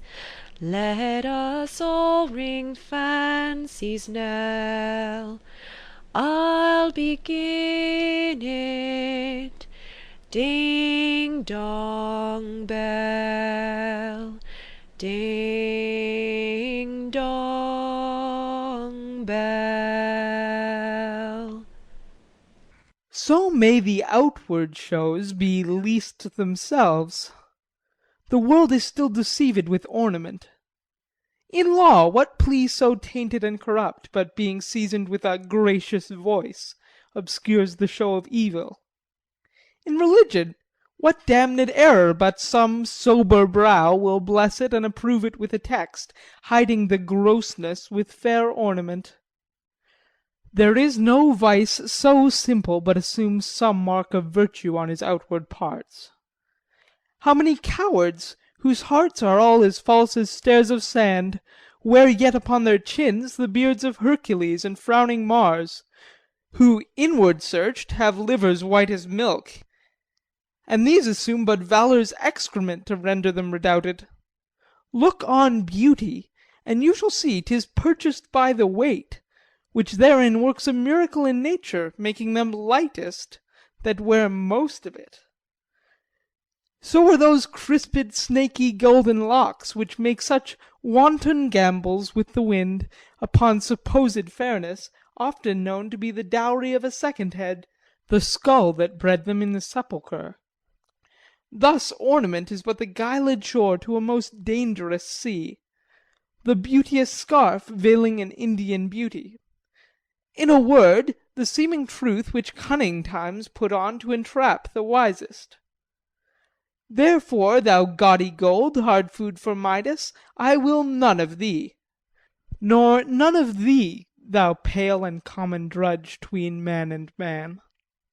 But thou meagre lead, which rather threatenest than dost promise aught, thy plainness moves me more than eloquence, and here choose I. Joy be the consequence. Aside. How all the other passions fleet to air, as doubtful thoughts and rash embrace despair, and shuddering fear and green-eyed jealousy. O love, be moderate, allay thy ecstasy, in measure rein thy joy, scant this excess. I feel too much thy blessing, make it less, for fear I surfeit. What find I here? Opening the leaden casket. Fair Portia's counterfeit! What demigod hath come so near creation? Move these eyes, or whether, riding on the balls of mine, seem they in motion? Here are severed lips, parted with sugar breath. So sweet a bar should sunder such sweet friends. Here in her hairs the painter plays the spider, and hath woven a golden mesh, to entrap the hearts of men faster than gnats in cobwebs. But her eyes, how could he see to do them? Having made one, methinks it should have power to steal both his, and leave itself unfurnished. Yet look how far the substance of my praise doth wrong this shadow in underprizing it, so far this shadow doth limp behind the substance. Here's the scroll, the continent and summary of my fortune. You that choose not by the view, chance as fair and choose as true. Since this fortune falls to you, be content and seek no new. If you be well pleased with this, and hold your fortune for your bliss, turn to where your lady is, and claim her with a loving kiss. A gentle scroll. Fair lady, by your leave. Kissing her. I come by note to give and to receive, like one of two contending in a prize, that thinks he hath done well in people's eyes, hearing applause and universal shout, giddy in spirit, still gazing in a doubt whether these pearls of praise be his or no. So, thrice fair lady, stand I, even so, as doubtful whether what I see be true, until confirmed, signed, ratified by you. You see me, Lord Bassanio, where I stand, such as I am. Though for myself alone I would not be ambitious in my wish to wish myself much better, yet for you I would be trebled 20 times myself, 1,000 times more fair, 10,000 times more rich, that only to stand high in your account I might in virtues, beauties, livings, friends exceed account. But the full sum of me is sum of something which, to term in gross, is an unlessoned girl, unschooled, unpractised. Happy in this, she is not yet so old but she may learn. Happier than this, she is not bred so dull but she can learn. Happiest of all is that her gentle spirit commits itself to yours to be directed, as from her lord, her governor, her king. Myself and what is mine to you and yours is now converted. But now I was the lord of this fair mansion, master of my servants, queen, or myself. And even now, but now this house, these servants, and this same myself are yours, my lord's. I give them with this ring, which when you part from, lose, or give away, let it presage the ruin of your love, and be my vantage to exclaim on you. Madam, you have bereft me of all words. Only my blood speaks to you in my veins, and there is such confusion in my powers, as after some oration fairly spoke by a beloved prince there doth appear among the buzzing pleased multitude, where every something, being blent together, turns to a wild of nothing, save of joy, expressed and not expressed.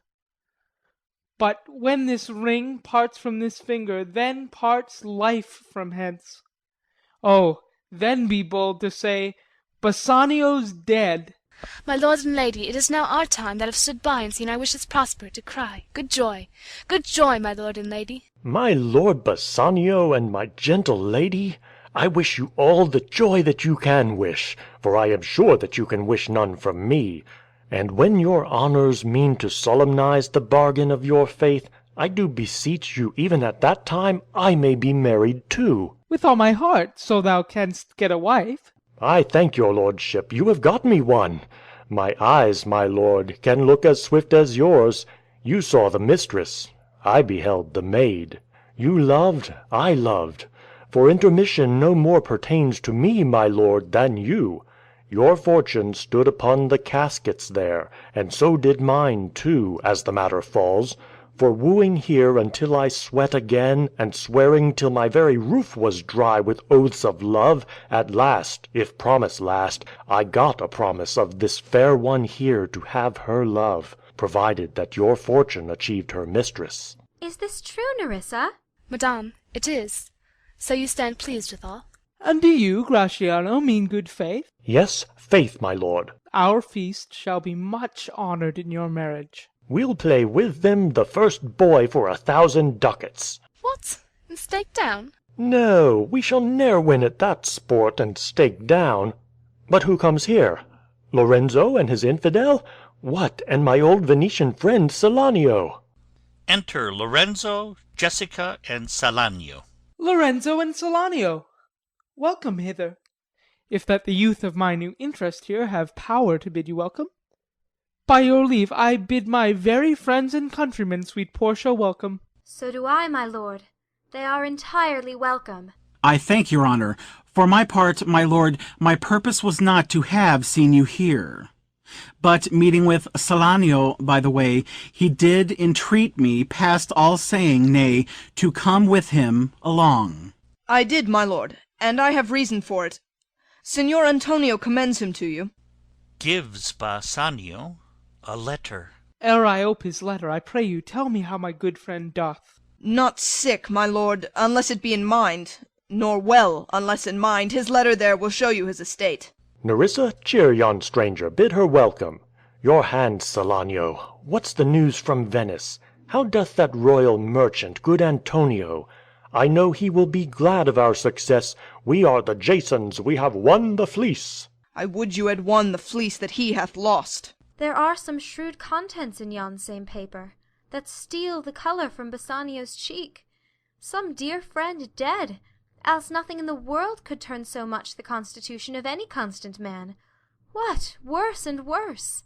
With leave, Bassanio, I am half yourself, and I must freely have the half of anything that this same paper brings you. O sweet Portia, here are a few of the unpleasantest words that ever blotted paper. Gentle lady, when I did first impart my love to you, I freely told you all the wealth I had ran in my veins. I was a gentleman. And then I told you true, and yet, dear lady, rating myself at nothing, you shall see how much I was a braggart. When I told you my state was nothing, I should then have told you that I was worse than nothing. For indeed I've engaged myself to a dear friend, engaged my friend to his mere enemy, to feed my means. Here is a letter, lady. The paper as the body of my friend, and every word in it a gaping wound issuing life-blood. But is it true, Salario?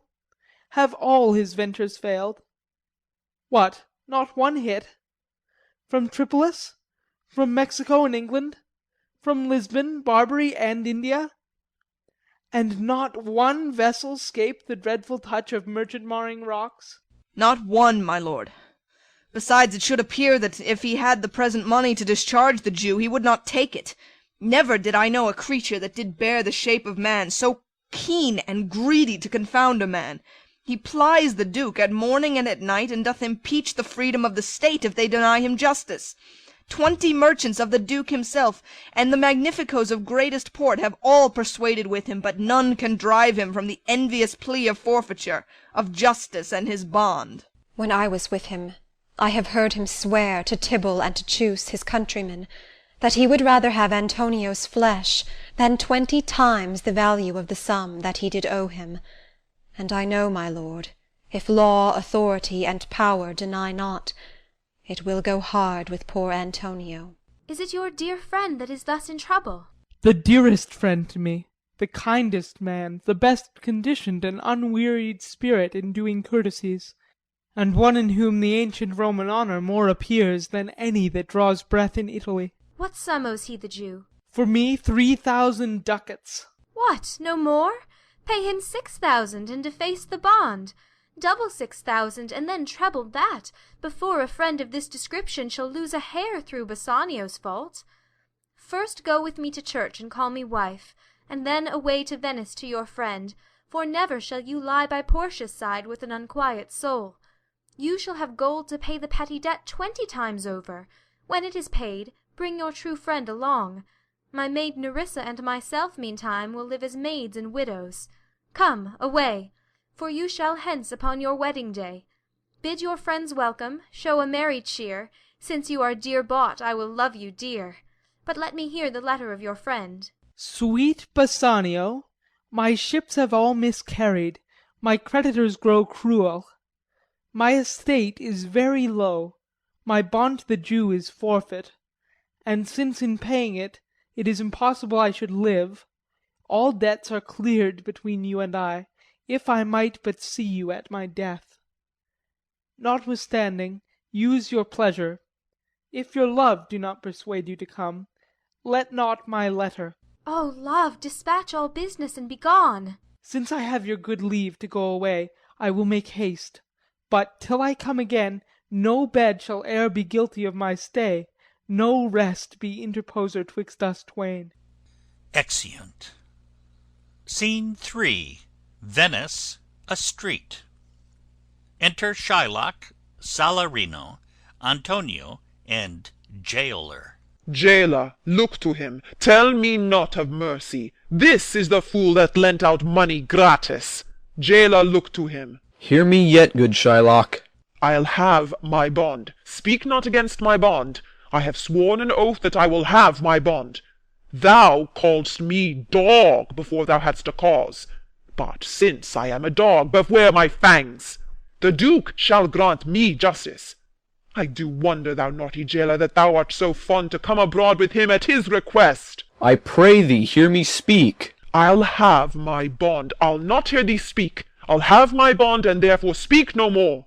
I'll not be made a soft and dull-eyed fool, to shake the head, relent, and sigh, and yield to Christian intercessors. Follow not. I'll have no speaking. I will have my bond. Exit. It is the most impenetrable cur that ever kept with men. Let him alone. I'll follow him no more with bootless prayers. He seeks my life. His reason well I know. I oft delivered from his forfeitures many that have at times made moan to me. Therefore he hates me. I am sure the Duke will never grant this forfeiture to hold. The Duke cannot deny the course of law, for the commodity that strangers have with us in Venice, if it be denied, 'twill much impeach the justice of the state, since that the trade and profit of the city consisteth of all nations. Therefore go. These griefs and losses have so baited me that I shall hardly spare a pound of flesh tomorrow to my bloody creditor. Well, Gaoler, on. Pray God, Bassanio come to see me pay his debt, and then I care not. Exeunt. Scene 4. Belmont, a room in Portia's house.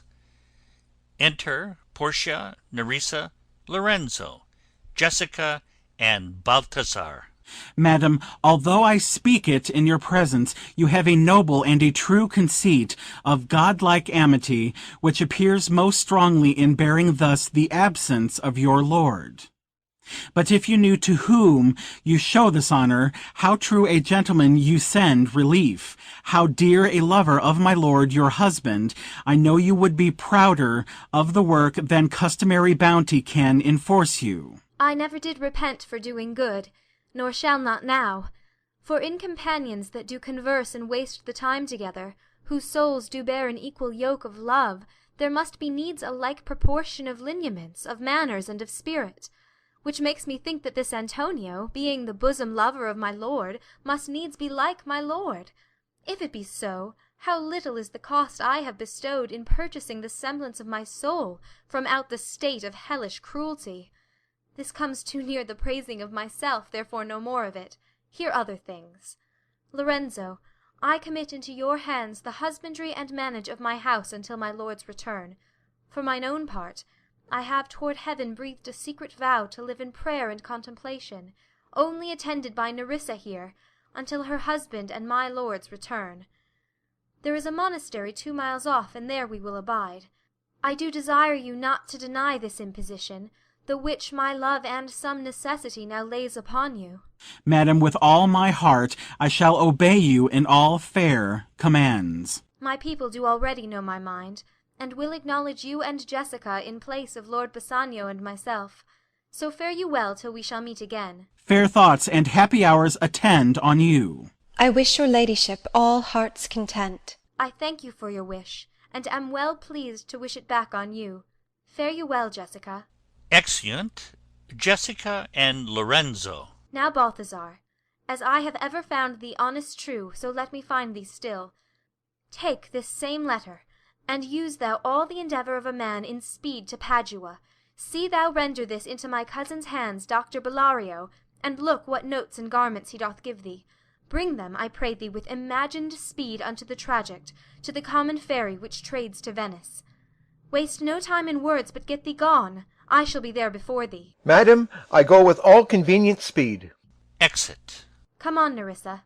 I have work in hand that you yet know not of. We'll see our husbands before they think of us. Shall they see us? They shall, Nerissa, but in such a habit that they shall think we are accomplished with that we lack.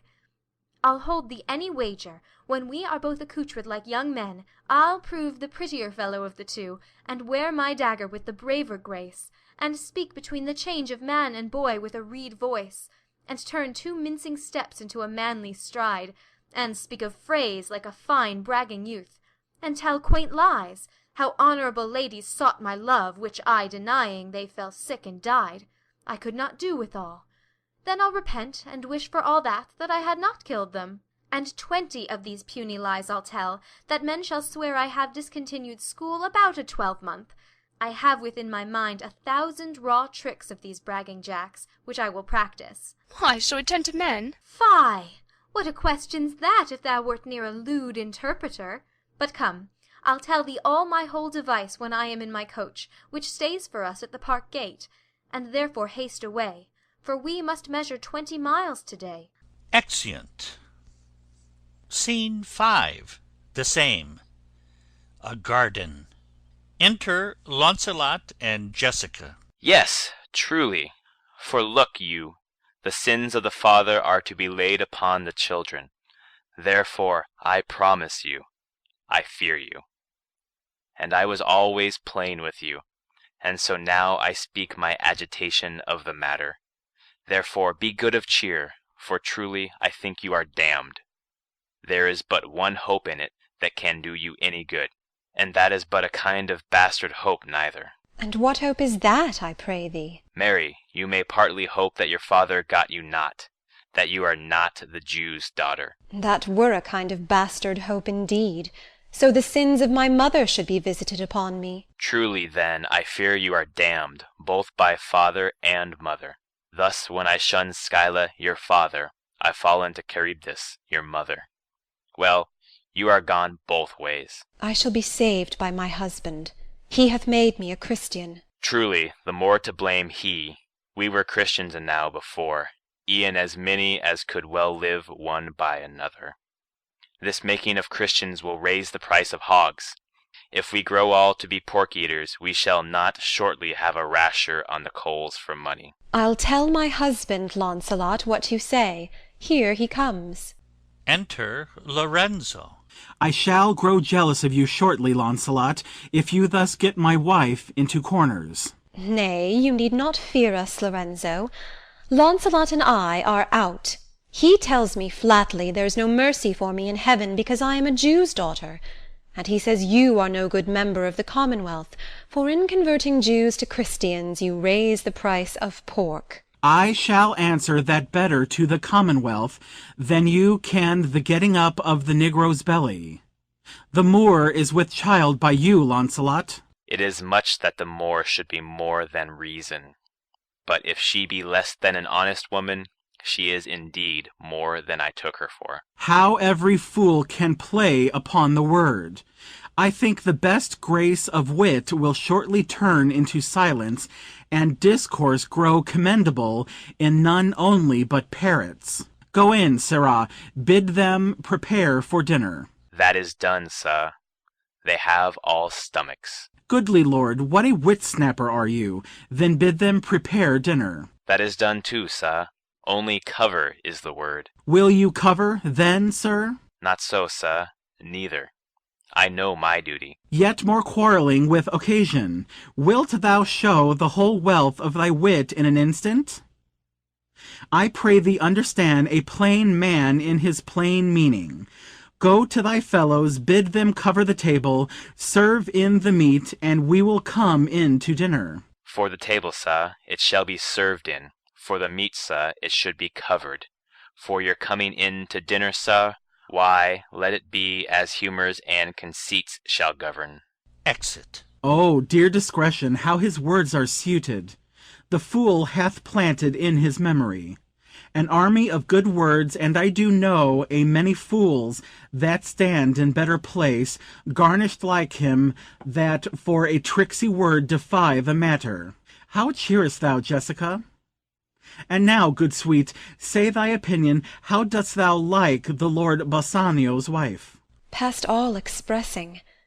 It is very meet the Lord Bassanio live an upright life, for having such a blessing in his lady, he finds the joys of heaven here on earth. And if on earth he do not merit it, in reason he should never come to heaven.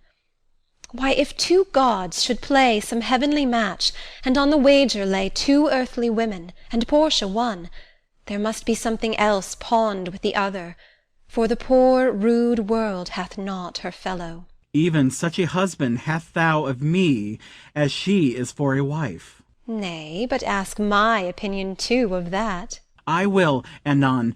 First let us go to dinner. Nay, let me praise you while I have a stomach. No, pray thee, let it serve for table talk. Then, howsoe'er thou speakest, 'mong other things, I shall digest it. Well, I'll set you forth. Exeunt. End of Act 3.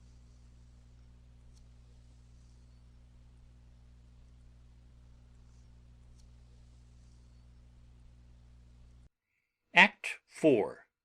Scene 1. Venice, a court of justice. Enter the Duke, the Magnificos, Antonio, Bassanio, Gratiano, Salarino, Salanio, and others. What, is Antonio here? Ready, so please your grace. I am sorry for thee. Thou art come to answer a stony adversary, an inhuman wretch, incapable of pity, void and empty from any dream of mercy. I have heard your grace has ta'en great pains to qualify his rigorous course. But since he stands obdurate, and that no lawful means can carry me out of his envy's reach, I do oppose my patience to his fury, and am armed to suffer with a quietness of spirit the very tyranny and rage of his. Go one, and call the Jew into the court. He is ready at the door. He comes, my lord. Enter Shylock. Make room, and let him stand before our face. Shylock, the world thinks, and I think so too, that thou but leadest this fashion of thy malice to the last hour of act, and then, 'tis thought, thou'lt show thy mercy and remorse more strange than is thy strange apparent cruelty. And where thou now exact the penalty, which is a pound of this poor merchant's flesh, thou wilt not only lose the forfeiture, but, touched with human gentleness and love, forgive a moiety of the principal, glancing an eye of pity on his losses, that have of late so huddled on his back, enow to press a royal merchant down, and pluck commiseration of his state, for brassy bosoms and rough hearts of flint, from stubborn Turks and Tartars, never trained to offices of tender courtesy. We all expect a gentle answer, Jew. I have possessed your grace of what I purpose, and by our holy Sabbath have I sworn to have the due and forfeit of my bond. If you deny it, let the danger light upon your charter and your city's freedom. You'll ask me why I rather choose to have a weight of carrion flesh than to receive 3,000 ducats. I'll not answer that, but say it is my humour. Is it answered? What if my house be troubled with a rat, and I be pleased to give 10,000 ducats to have it baned? What are you answered yet?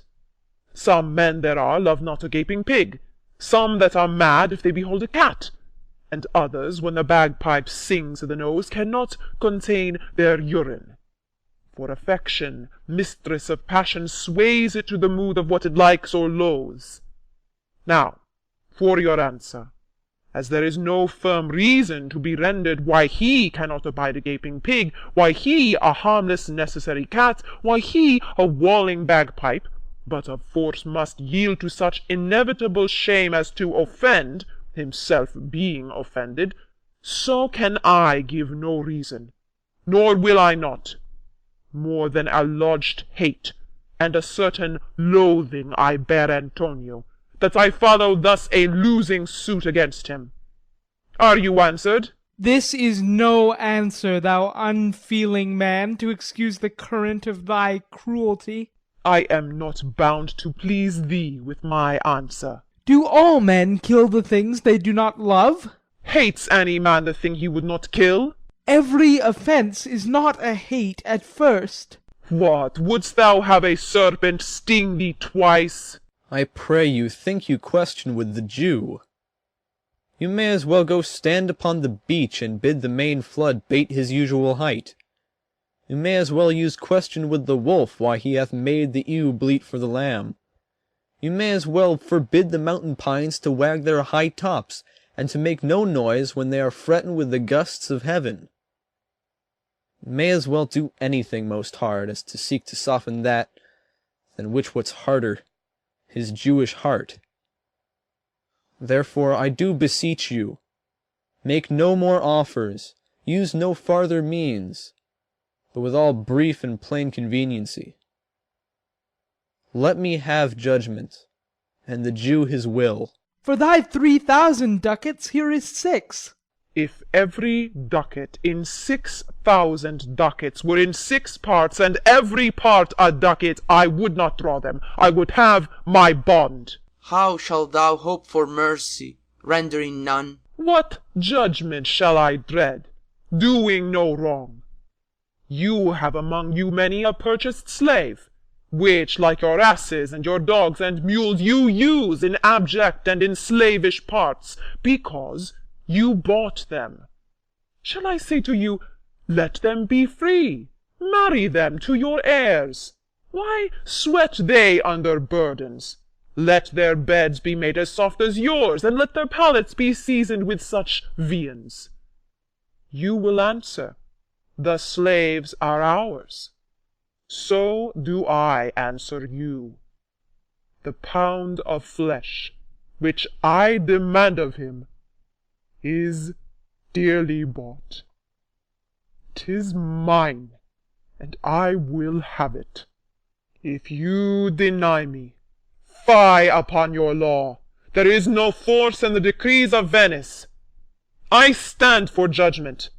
Answer, shall I have it? Upon my power, I may dismiss this court, unless Bellario, a learned doctor, whom I have sent for to determine this, come here today. My lord, here stays without a messenger with letters from the doctor, new come from Padua. Bring us the letters. Call the messenger. Good cheer, Antonio. What, man, courage yet? The Jew shall have my flesh, blood, bones, and all, ere thou shalt lose for me 1 drop of blood. I am a tainted wether of the flock, meetest for death. The weakest kind of fruit drops earliest to the ground. And so let me. You cannot better be employed, Bassanio, than to live still, and write mine epitaph. Enter Nerissa, dressed like a lawyer's clerk. Came you from Padua? From Bellario? From both, my lord. Valerio greets your grace. Presents a letter. Why dost thou whet thy knife so earnestly? To cut the forfeiture from that bankrupt there. Not on thy soul, but on thy soul, harsh Jew, thou makest thy knife keen. But no metal can, no, not the hangman's axe, bear half the keenness of thy sharp envy. Can no prayers pierce thee? No, none that thou hast wit enough to make. Oh, be thou damned, inexecrable dog!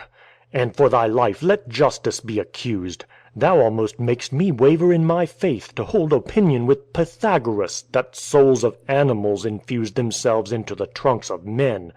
Thy currish spirit governed a wolf, who, hanged for human slaughter, even from the gallows did his fell soul fleet, and whilst thou lay'st, in thy unhallowed dam, infused itself in thee, for thy desires are wolfish, bloody, starved, and ravenous. Till thou canst rail the seal from off my bond, thou but offence thy lungs to speak so loud. Repair thy wit, good youth, or it will fall to cureless ruin. I stand here for law. This letter from Bellario doth commend a young and learned doctor to our court. Where is he? He attendeth here hard by, to know your answer, whether you'll admit him. With all my heart. Some 3 or 4 of you go give him courteous conduct to this place. Meantime, the court shall hear Bellario's letter. Your grace shall understand that, at the receipt of your letter, I am very sick, but in the instant that your messenger came, in loving visitation was with me a young doctor of Rome. His name is Balthazar. I acquainted him with the cause in controversy between the Jew and Antonio the merchant. We turned o'er many books together. He is furnished with my opinion, which, bettered with his own learning, the greatness whereof I cannot enough commend, comes with him, at my importunity, to fill up your grace's request in my stead. I beseech you, let his lack of years be no impediment to let him lack a reverent estimation.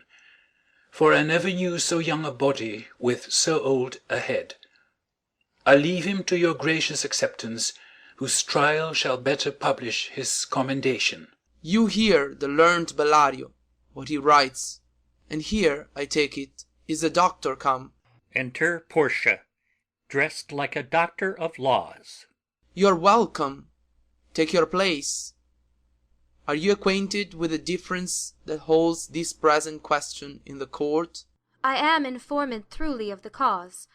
Which is the merchant here, and which the Jew? Antonio and old Shylock, both stand forth. Is your name Shylock? Shylock is my name. Of a strange nature is the suit you follow, yet in such rule that the Venetian law cannot impugn you as you do proceed. To Antonio. You stand within his danger, do you not? Aye, so he says. Do you confess the bond? I do. Then must the Jew be merciful. On what compulsion must I? Tell me that. The quality of mercy is not strained. It droppeth as the gentle rain from heaven upon the place beneath. It is twice blessed. It blesseth him that gives and him that takes. 'Tis mightiest in the mightiest. It becomes the throned monarch better than his crown. His sceptre shows the force of temporal power, the attribute to awe and majesty wherein doth sit the dread and fear of kings. But mercy is above this sceptred sway. It is enthroned in the hearts of kings. It is an attribute to God himself. And earthly power doth then show likest God's when mercy seasons justice. Therefore, Jew, though justice be thy plea, consider this, that in the course of justice none of us should see salvation. We do pray for mercy, and that same prayer doth teach us all to render the deeds of mercy. I have spoke thus much to mitigate the justice of thy plea, which if thou follow, this strict court of Venice must needs give sentence gainst the merchant there. My deeds upon my head. I crave the law, the penalty and forfeit of my bond. Is he not able to discharge the money? Yes, here I tender it for him in the court, yea, twice the sum. If that will not suffice, I will be bound to pay it 10 times o'er, on forfeit of my hands, my head, my heart. If this will not suffice, it must appear that malice bears down truth. And I beseech you, rest once the law to your authority. To do a great right, do a little wrong, and curb this cruel devil of his will. It must not be. There is no power in Venice can alter a decree established. 'Twill be recorded for a precedent, and many an error by the same example will rush into the state. It cannot be. Ah, Daniel come to judgment, yea, a Daniel! O wise young judge, how I do honour thee! I pray you, let me look upon the bond. Here 'tis, most reverend doctor, here it is. Shylock, there's thrice thy money offered thee. An oath, an oath. I have an oath in heaven. Shall I lay perjury upon my soul? No, not for Venice. Why, this bond is forfeit, and lawfully by this the Jew may claim a pound of flesh, to be by him cut off nearest the merchant's heart. Be merciful, take thrice thy money, bid me tear the bond. When it is paid according to the tenor. It doth appear you are a worthy judge, you know the law, your exposition hath been most sound. I charge you, by the law, whereof you are a well-deserving pillar, proceed to judgment. By my soul I swear there is no power in the tongue of man to alter me. I stay here upon my bond. Most heartily I do beseech the court to give the judgment. Why then thus it is. You must prepare your bosom for his knife. O noble judge, O excellent young man! For the intent and purpose of the law hath full relation to the penalty, which here appeareth due upon the bond. 'Tis very true. O wise and upright judge, how much more elder art thou than thy looks! Therefore lay bare your bosom. Ay, his breast, so says the bond, doth it not, noble judge? Nearest his heart, those are the very words. It is so. Are there balance here to weigh the flesh? I have them ready. Have by some surgeon, Shylock, on your charge, to stop his wounds, lest he do bleed to death. Is it so nominated in the bond? It is not so expressed, but what of that? 'Twere good you do so much for charity. I cannot find it. 'Tis not in the bond. You, merchant, have you anything to say? But little. I am armed and well prepared. Give me your hand, Bassanio. Fare you well. Grieve not that I am fallen to this for you, for herein fortune shows herself more kind than is her custom. It is still her use to let the wretched man outlive his wealth, to view with hollow eye and wrinkled brow an age of poverty, from which lingering penance of such misery does she cut me off. Commend me to your honourable wife. Tell her the process of Antonio's end. Say how I loved you. Speak me fair in death. And when the tale is told, bid her be judge whether Bassanio had not once a love. Repent but you, that you shall lose your friend, and he repents not that he pays your debt. For if the Jew do cut but deep enough, I'll pay it instantly, with all my heart. Antonio, I am married to a wife which is as dear to me as life itself. But life itself, my wife and all the world, are not with me esteemed above thy life. I would lose all, ay, sacrifice them all here to this devil, to deliver you. Your wife would give you little thanks for that, if she were by to hear you make the offer. I have a wife whom, I protest, I love. I would she were in heaven, so she could entreat some power to change this currish Jew. 'Tis well you all fetch behind her back, for which would else make an unquiet house. These be the Christian husbands. I have a daughter. Would any of the stock of Barabbas had been her husband rather than a Christian? We trifle time, I pray thee pursue sentence. A pound of that same merchant's flesh is thine. The court awards it, and the law doth give it. Most rightful judge. And you must cut this flesh from off his breast. The law allows it, and the court awards it. Most learned judge, a sentence come prepare. Tarry a little. There is something else. This bond doth give thee here no jot of blood. The words expressly are a pound of flesh. Take then thy bond, take thou thy pound of flesh, but in the cutting it, if thou dost shed one drop of Christian blood, thy lands and goods are by the laws of Venice confiscate unto the state of Venice. O upright judge! Mark, Jew, O learned judge! Is that the law? Thyself shalt see the act. For, as thou urgest justice, be assured thou shalt have justice, more than thou desirest. O learned judge! Mark, Jew, a learned judge! I take this offer, then.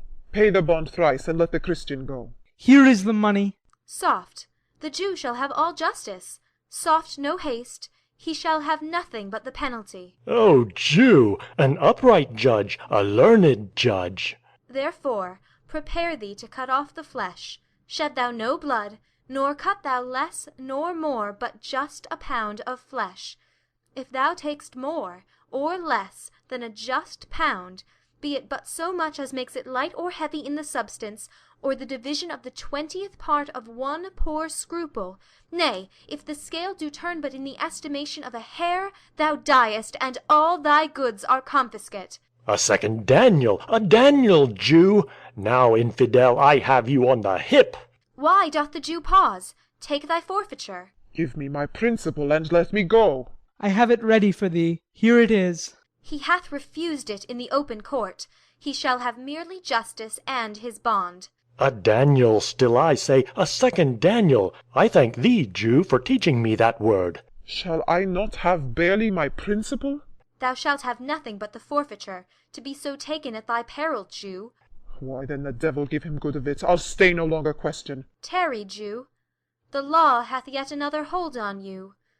It is enacted in the laws of Venice, if it be proved against an alien, that by direct or indirect attempts he seek the life of any citizen, the part against the which he doth contrive shall seize one half his goods. The other half comes to the privy coffer of the state, and the offender's life lies in the mercy of the Duke only, gainst all other voice. In which predicament, I say, thou standst. For it appears by manifest proceeding, that indirectly, and directly too, thou hast contrived against the very life of the defendant, and thou hast incurred the danger formerly by me rehearsed. Down, therefore, and beg mercy of the Duke. Beg that thou mayst have leave to hang thyself, and yet, thy wealth being forfeit to the state, thou hast not left the value of a cord. Therefore thou must be hanged at the state's charge. That thou shalt see the difference of our spirits, I pardon thee thy life before thou ask it. For half thy wealth it is Antonio's, the other half comes to the general state, which humbleness may drive unto a fine. I for the state, not for Antonio. Nay, take my life and all, pardon not that. You take my house when you do take the prop that doth sustain my house. You take my life when you do take the means whereby I live. What mercy can you render him, Antonio? A halter gratis, nothing else, for God's sake. So please my lord the Duke, and all the court, to quit the fine for one half of his goods. I am content, so he will let me have the other half in use, to render it upon his death unto the gentleman that lately stole his daughter. 2 things provided more, that for this favour he presently become a Christian, the other, that he do record a gift here in the court of all he dies possessed unto his son Lorenzo and his daughter. He shall do this, or else I do recant the pardon that I late pronounced here. Art thou contented, Jew? What dost thou say? I am content. Clerk, draw a deed of gift. I pray you, give me leave to go from hence. I am not well. Send the deed after me, and I will sign it. Get thee gone, but do it. In christening shalt thou have 2 godfathers. Had I been judge, thou shouldst have had 10 more, to bring thee to the gallows, not to the font. Exit Shylock. Sir, I entreat you home with me to dinner. I humbly do desire your grace of pardon. I must away this night toward Padua, and it is meet I presently set forth. I am sorry that your leisure serves you not. Antonio, gratify this gentleman, for in my mind you are much bound to him. Exit Duke, Magnificos, and train. Most worthy gentlemen, I and my friend have by your wisdom been this day acquitted of grievous penalties.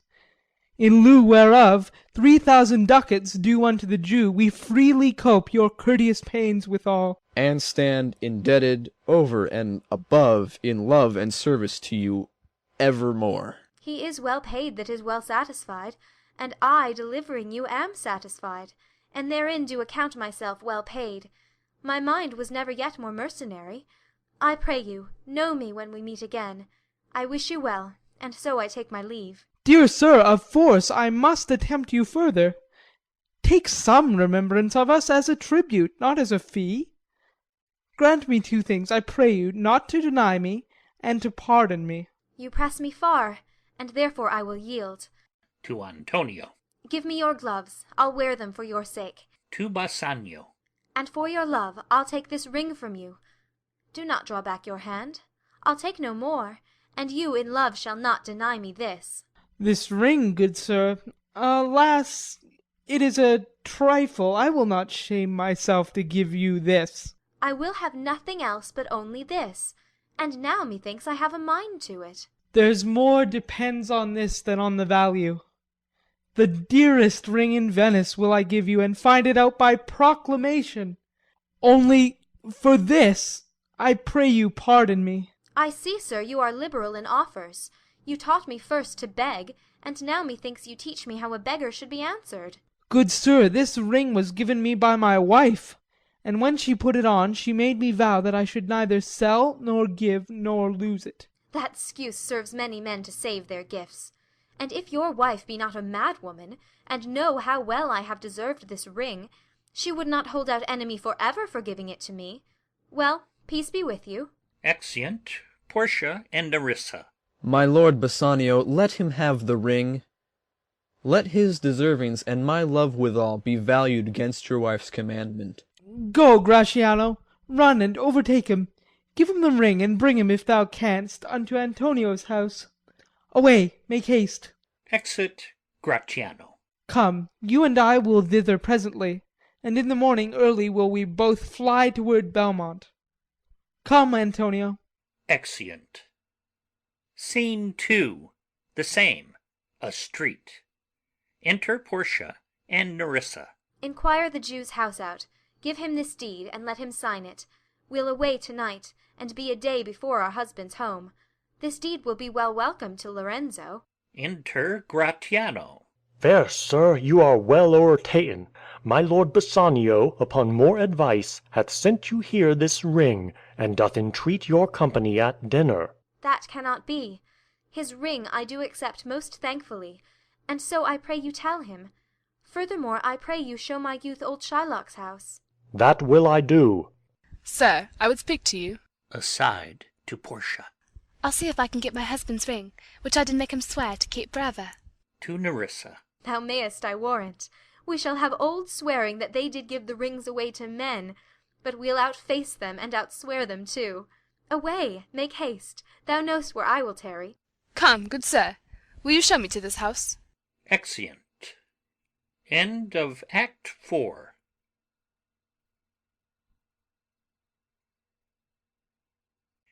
Act 5. Scene 1. Belmont, the avenue to Portia's home. Enter Lorenzo and Jessica. The moon shines bright in such a night as this, when the sweet wind did gently kiss the trees, and they did make no noise in such a night. Troilus, methinks, mounted the Trojan walls, and sighed his soul toward the Grecian tents where Cressid lay that night. In such a night did Thisbe fearfully o'ertrip the dew, and saw the lion's shadow ere himself, and ran dismayed away. In such a night stood Dido with a willow in her hand upon the wild sea banks, and waft her love to come again to Carthage. In such a night Medea gathered the enchanted herbs that did renew old Aeson. In such a night did Jessica steal from the wealthy Jew, and with an unthrift love did run from Venice as far as Belmont. In such a night did young Lorenzo swear he loved her well, stealing her soul with many vows of faith, and ne'er a true one. In such a night did pretty Jessica, like a little shrew, slander her love, and he forgave it her. I would outnight you, did nobody come. But hark, I hear the footing of a man. Enter Stefano. Who comes so fast in silence of the night? A friend. A friend? What friend? Your name, I pray you, friend? Stefano is my name, and I bring word my mistress will before the break of day be here at Belmont. She doth stray about by holy crosses, where she kneels and prays for happy wedlock hours. Who comes with her? None but a holy hermit and her maid. I pray you, is my master yet returned? He is not, nor we have not heard from him. But go we in, I pray thee, Jessica, and ceremoniously let us prepare some welcome for the mistress of the house. Enter Launcelot. Sola, sola, wo ha ho, sola, sola. Who calls? Sola, did you see Master Lorenzo? Master Lorenzo, sola, sola. Leave helloing, man, here. Sola, where? Here. Tell him there's a post come from my master with his horn full of good news. My master will be here ere morning. Exit. Sweet soul, let's in, and there expect their coming. And yet, no matter, why should we go in?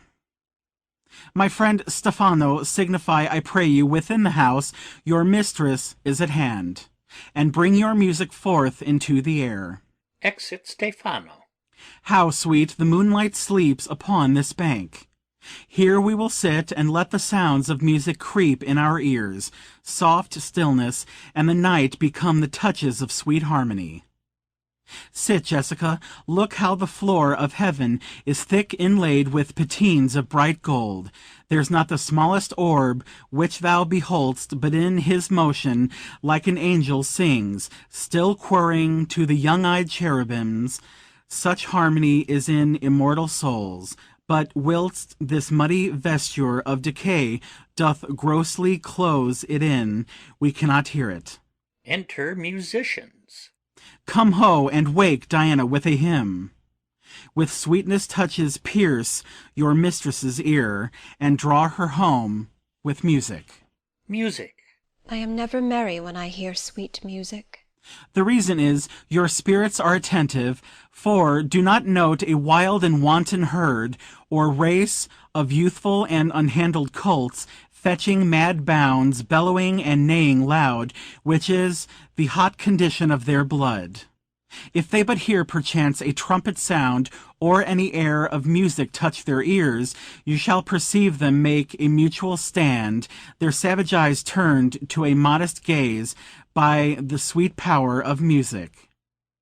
Therefore the poet did feign that Orpheus drew trees, stones, and floods, since not so stockish, hard, and full of rage, but music for the time doth change his nature.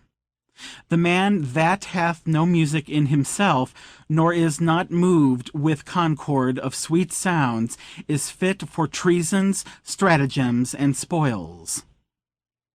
The motions of his spirit are dull as night, and his affections dark as Erebus. Let no such man be trusted. Mark the music. Enter Portia and Nerissa at a distance. That light we see is burning in my hall. How far that little candle throws his beams! So shines a good deed in a naughty world. When the moon shone, we did not see the candle. So doth the greater glory dim the less. A substitute shines brightly as a king until a king be by, and then his state empties itself, as doth an inland brook into the main of waters. Music, hark! It is your music, madame, of the house. Nothing is good, I see, without respect.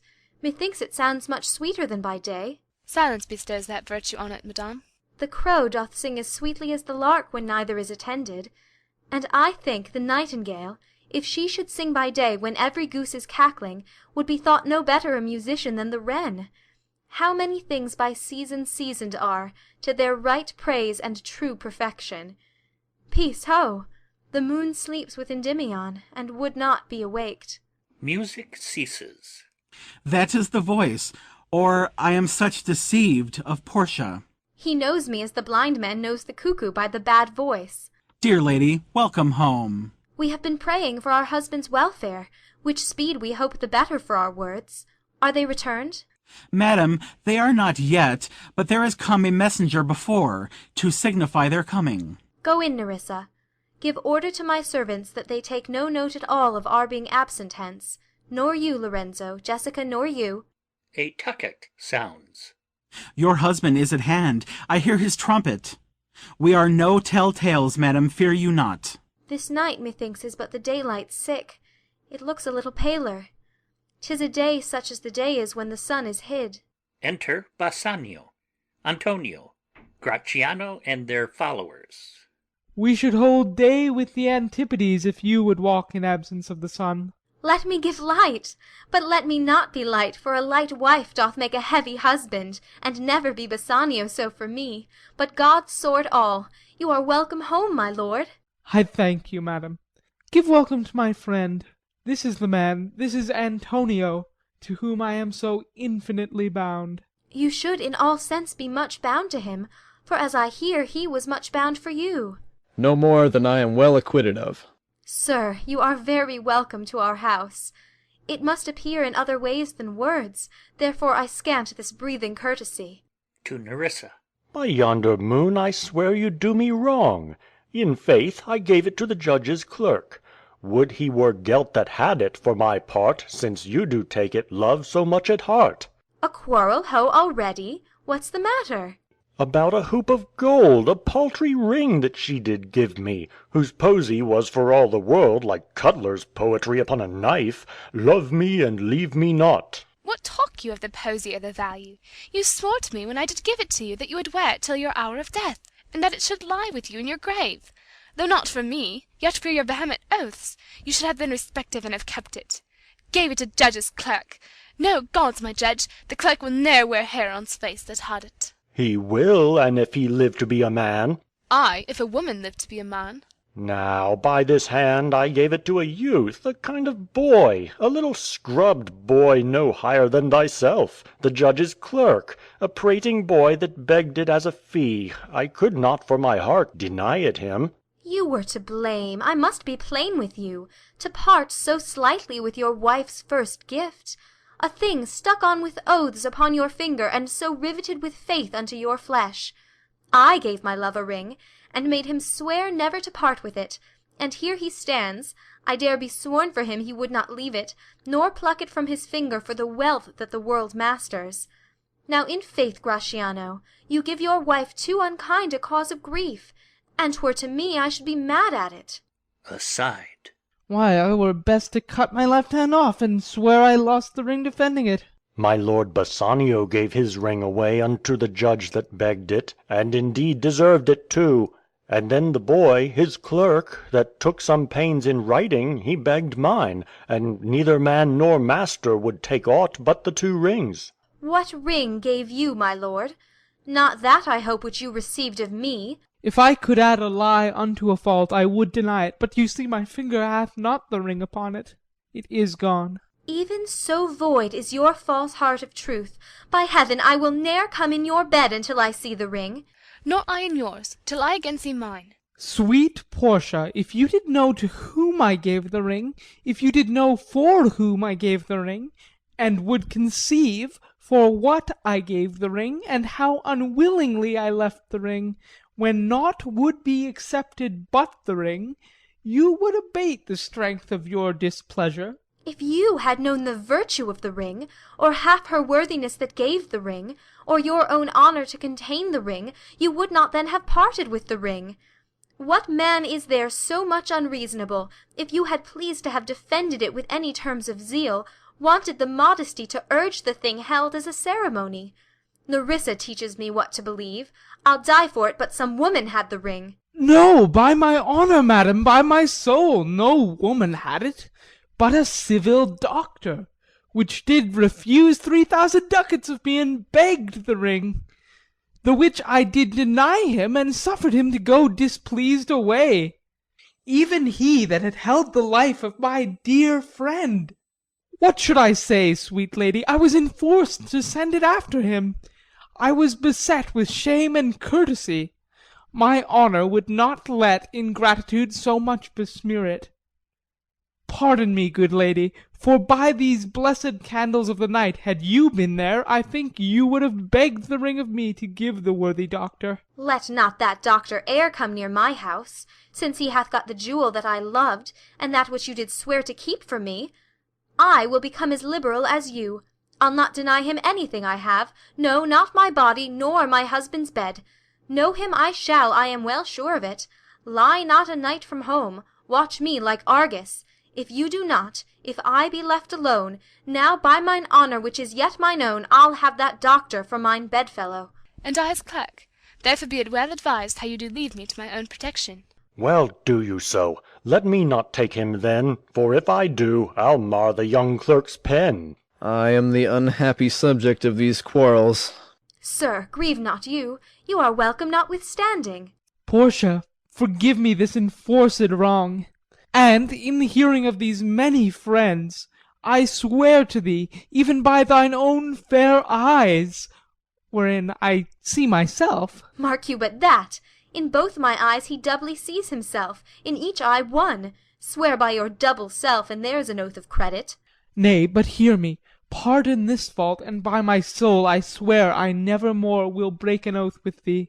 I once did lend my body for his wealth, which, but for him that had your husband's ring, had quite miscarried.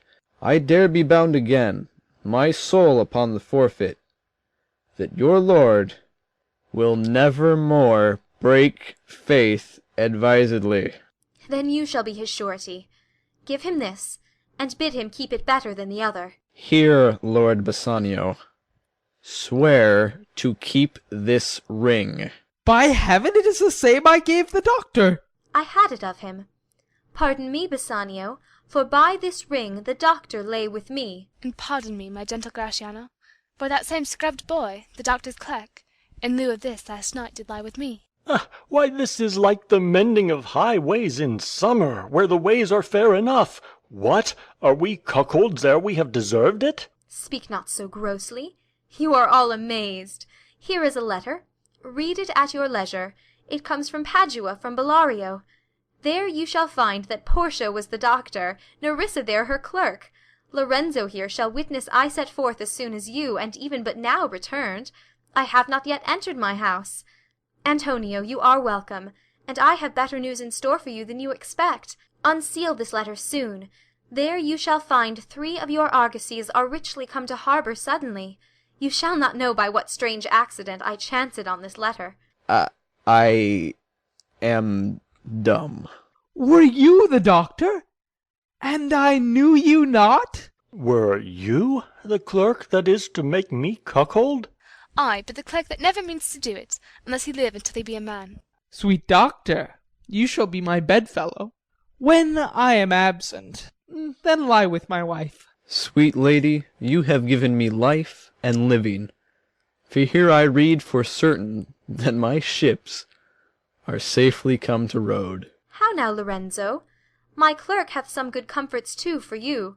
Ay, and I'll give them him without a fee.